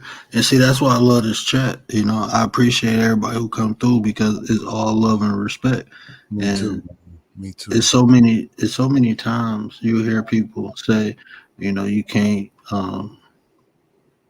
trust nobody, you can't build with nobody. But that's in real life too. You got those same issues, but you find ways to get it done. And I think you just have to find ways to get things done. And you can do it on here too. Um, you have to be more cautious, but it can be done. It can be done. But if everybody already got that mindset that it can't be done, guess what's gonna happen? It's not gonna get done. Everybody already threw it out the window that it can't happen. So you're not gonna see the good people. What happens a lot in life is our experiences. They build walls, and a lot of times those walls they protect us, but they also keep good people out. You know, um, so you have to um, protect yourself. Not being naive or nothing, but you have to understand when to open the gate to let people in too. Because if you don't, it's kind of like we were designed to come together, to be in groups. We designed like that. That's why it takes a village to raise a child. You know, um, so it's something that is almost necessary to do. Like even we talking about coming together now, it's necessary. So we got to find a way to do it and stop telling ourselves it can't be done. Just because it wasn't done before, don't mean it can't get done.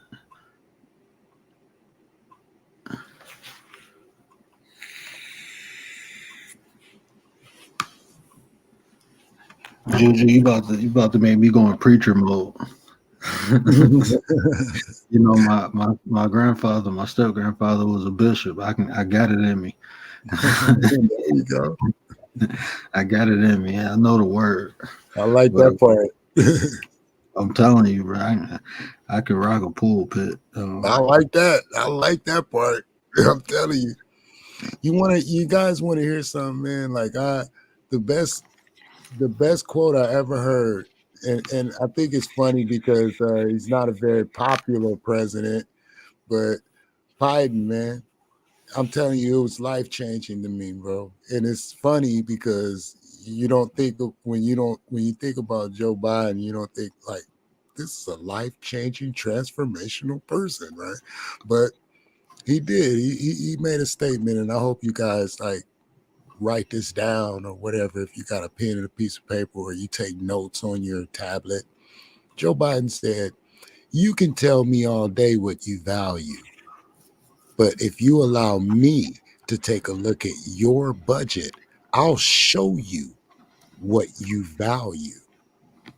Changed my life years and years ago. I was like, wow, man, that's a trip because everything is predicated off of how you move your capital. Like if you can hear me saying all the things that I stand for and all the things that I'm against, But if you look at my budget and how I spend my money, you'll know exactly what I'm interested in. You'll know how I eat. And that's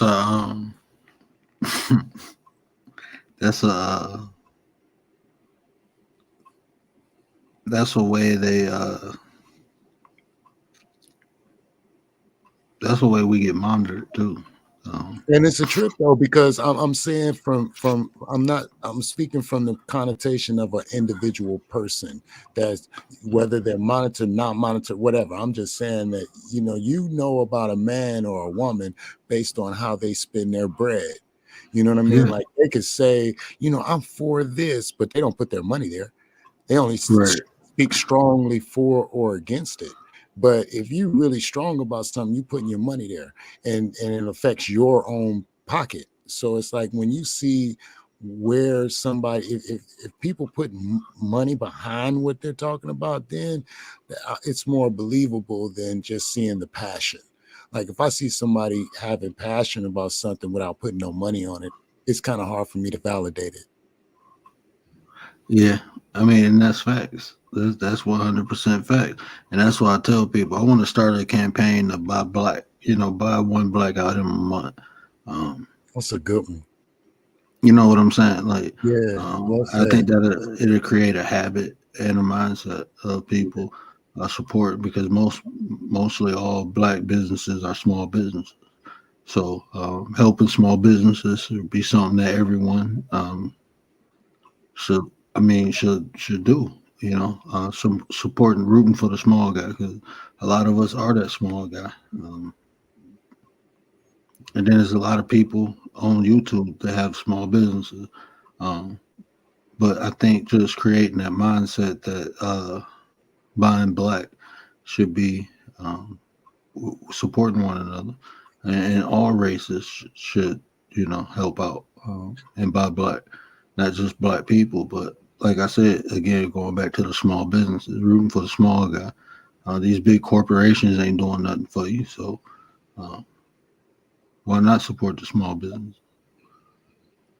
So I believe in that too. Mhm. And I totally believe in like the chat is saying here. I agree with homeschooling. I really do. I really agree with homeschooling at this time because of the changes that they're making to education. Oh, definitely, 100%. I'm for homeschooling. I'm creating an environment now. And I Uh, perceive, like you said earlier, you tapped in on the fact that there's a lot of retired teachers because they're just the moral code is changing. So a real teacher don't want to get out like that. So they're retiring and they're going into private practice. And I believe that if we had generational wealth, then we would be able to, hire these people for our own families and stay within our family structure. The way our legacy wants to be ran, they can teach that along with basic arithmetic and English and science and stuff like that. and you need to throw some gardening in there. I really believe that people should get to the point, at least thinking about being self sufficient.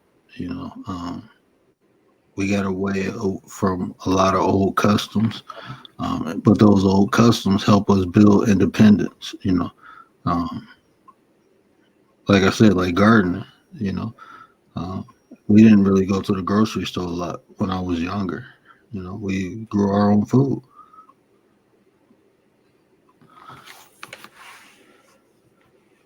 So it is a lot of different angles that we need to hit. And Leticia, you was 100% right, man. That's why I like, man. Yeah, that dude. Uh, it's hard for me to give any accolades to Sleepy Joe, uh, but you take what's useful, um, and what he said was powerful to you. Um, Even the devil gave good advice, so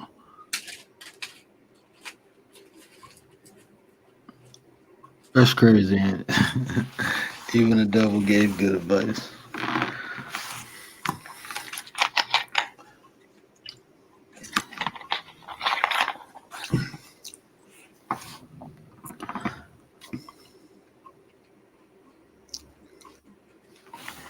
Yeah, I be Angel already on it. I get the big Angel already on it. And see, that's what I'm saying. Everybody can do that. You know what I'm saying? It just don't have to be black. It's just supporting small businesses. Because these are businesses that need to be supported. These big chains, like I said, they ain't doing nothing for you. The food they giving you ain't even good. You know, it's just cheaper.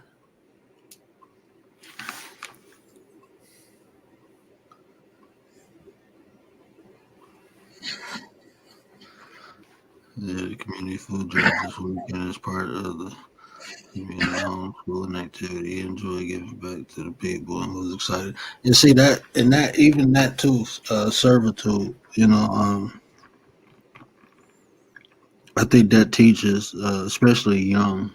Having kids go out and do services for the community. I think that I used to have to do that, and it wasn't like a burden. It was actually it felt good. You helping people.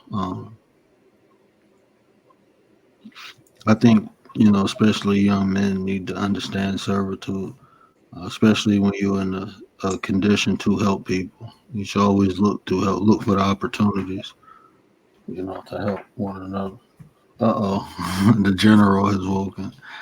I was about to end it anyway. Kalani, you got any last thoughts?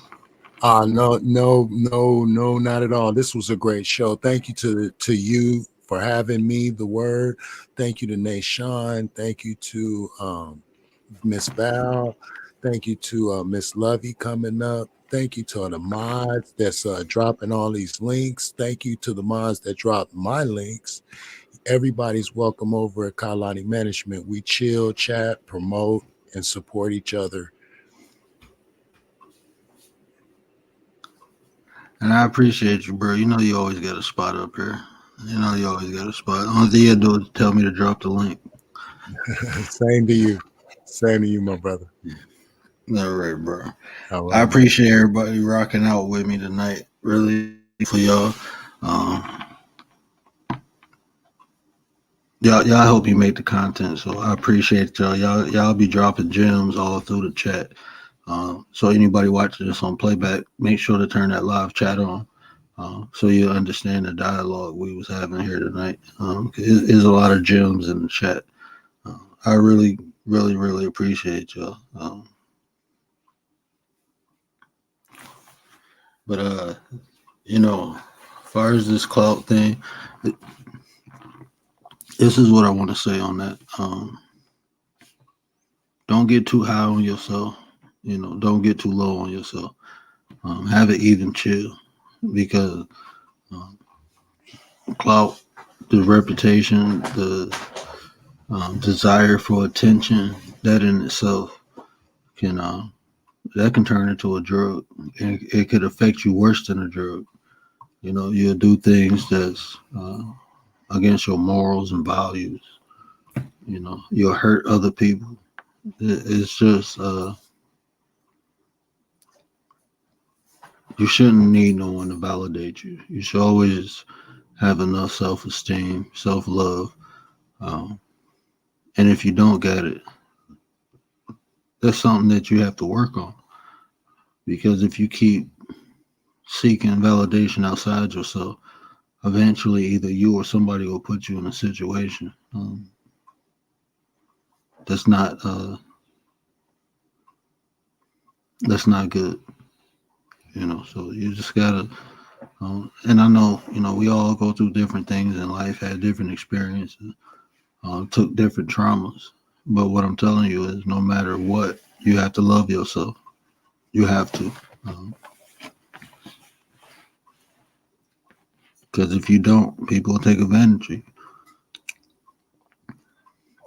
You'll put yourself in situations and conditions, just like Nishan said earlier.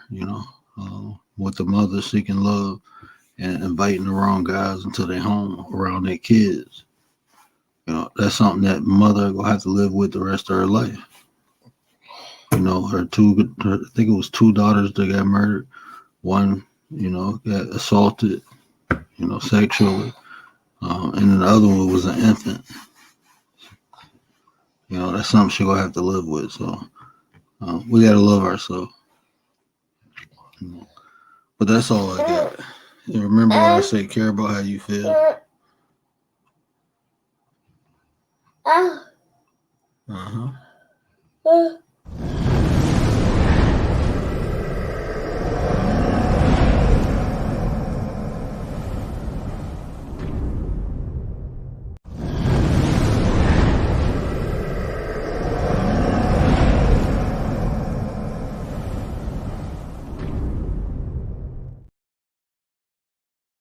Yeah, biracial did that. Oh, thank you. Yeah, he getting up. You ain't hear him tell me Talaka. Talaka means come on or go over there in the Syrian. So he telling me to come on. But I appreciate y'all. Stop pushing button, boy. Come on.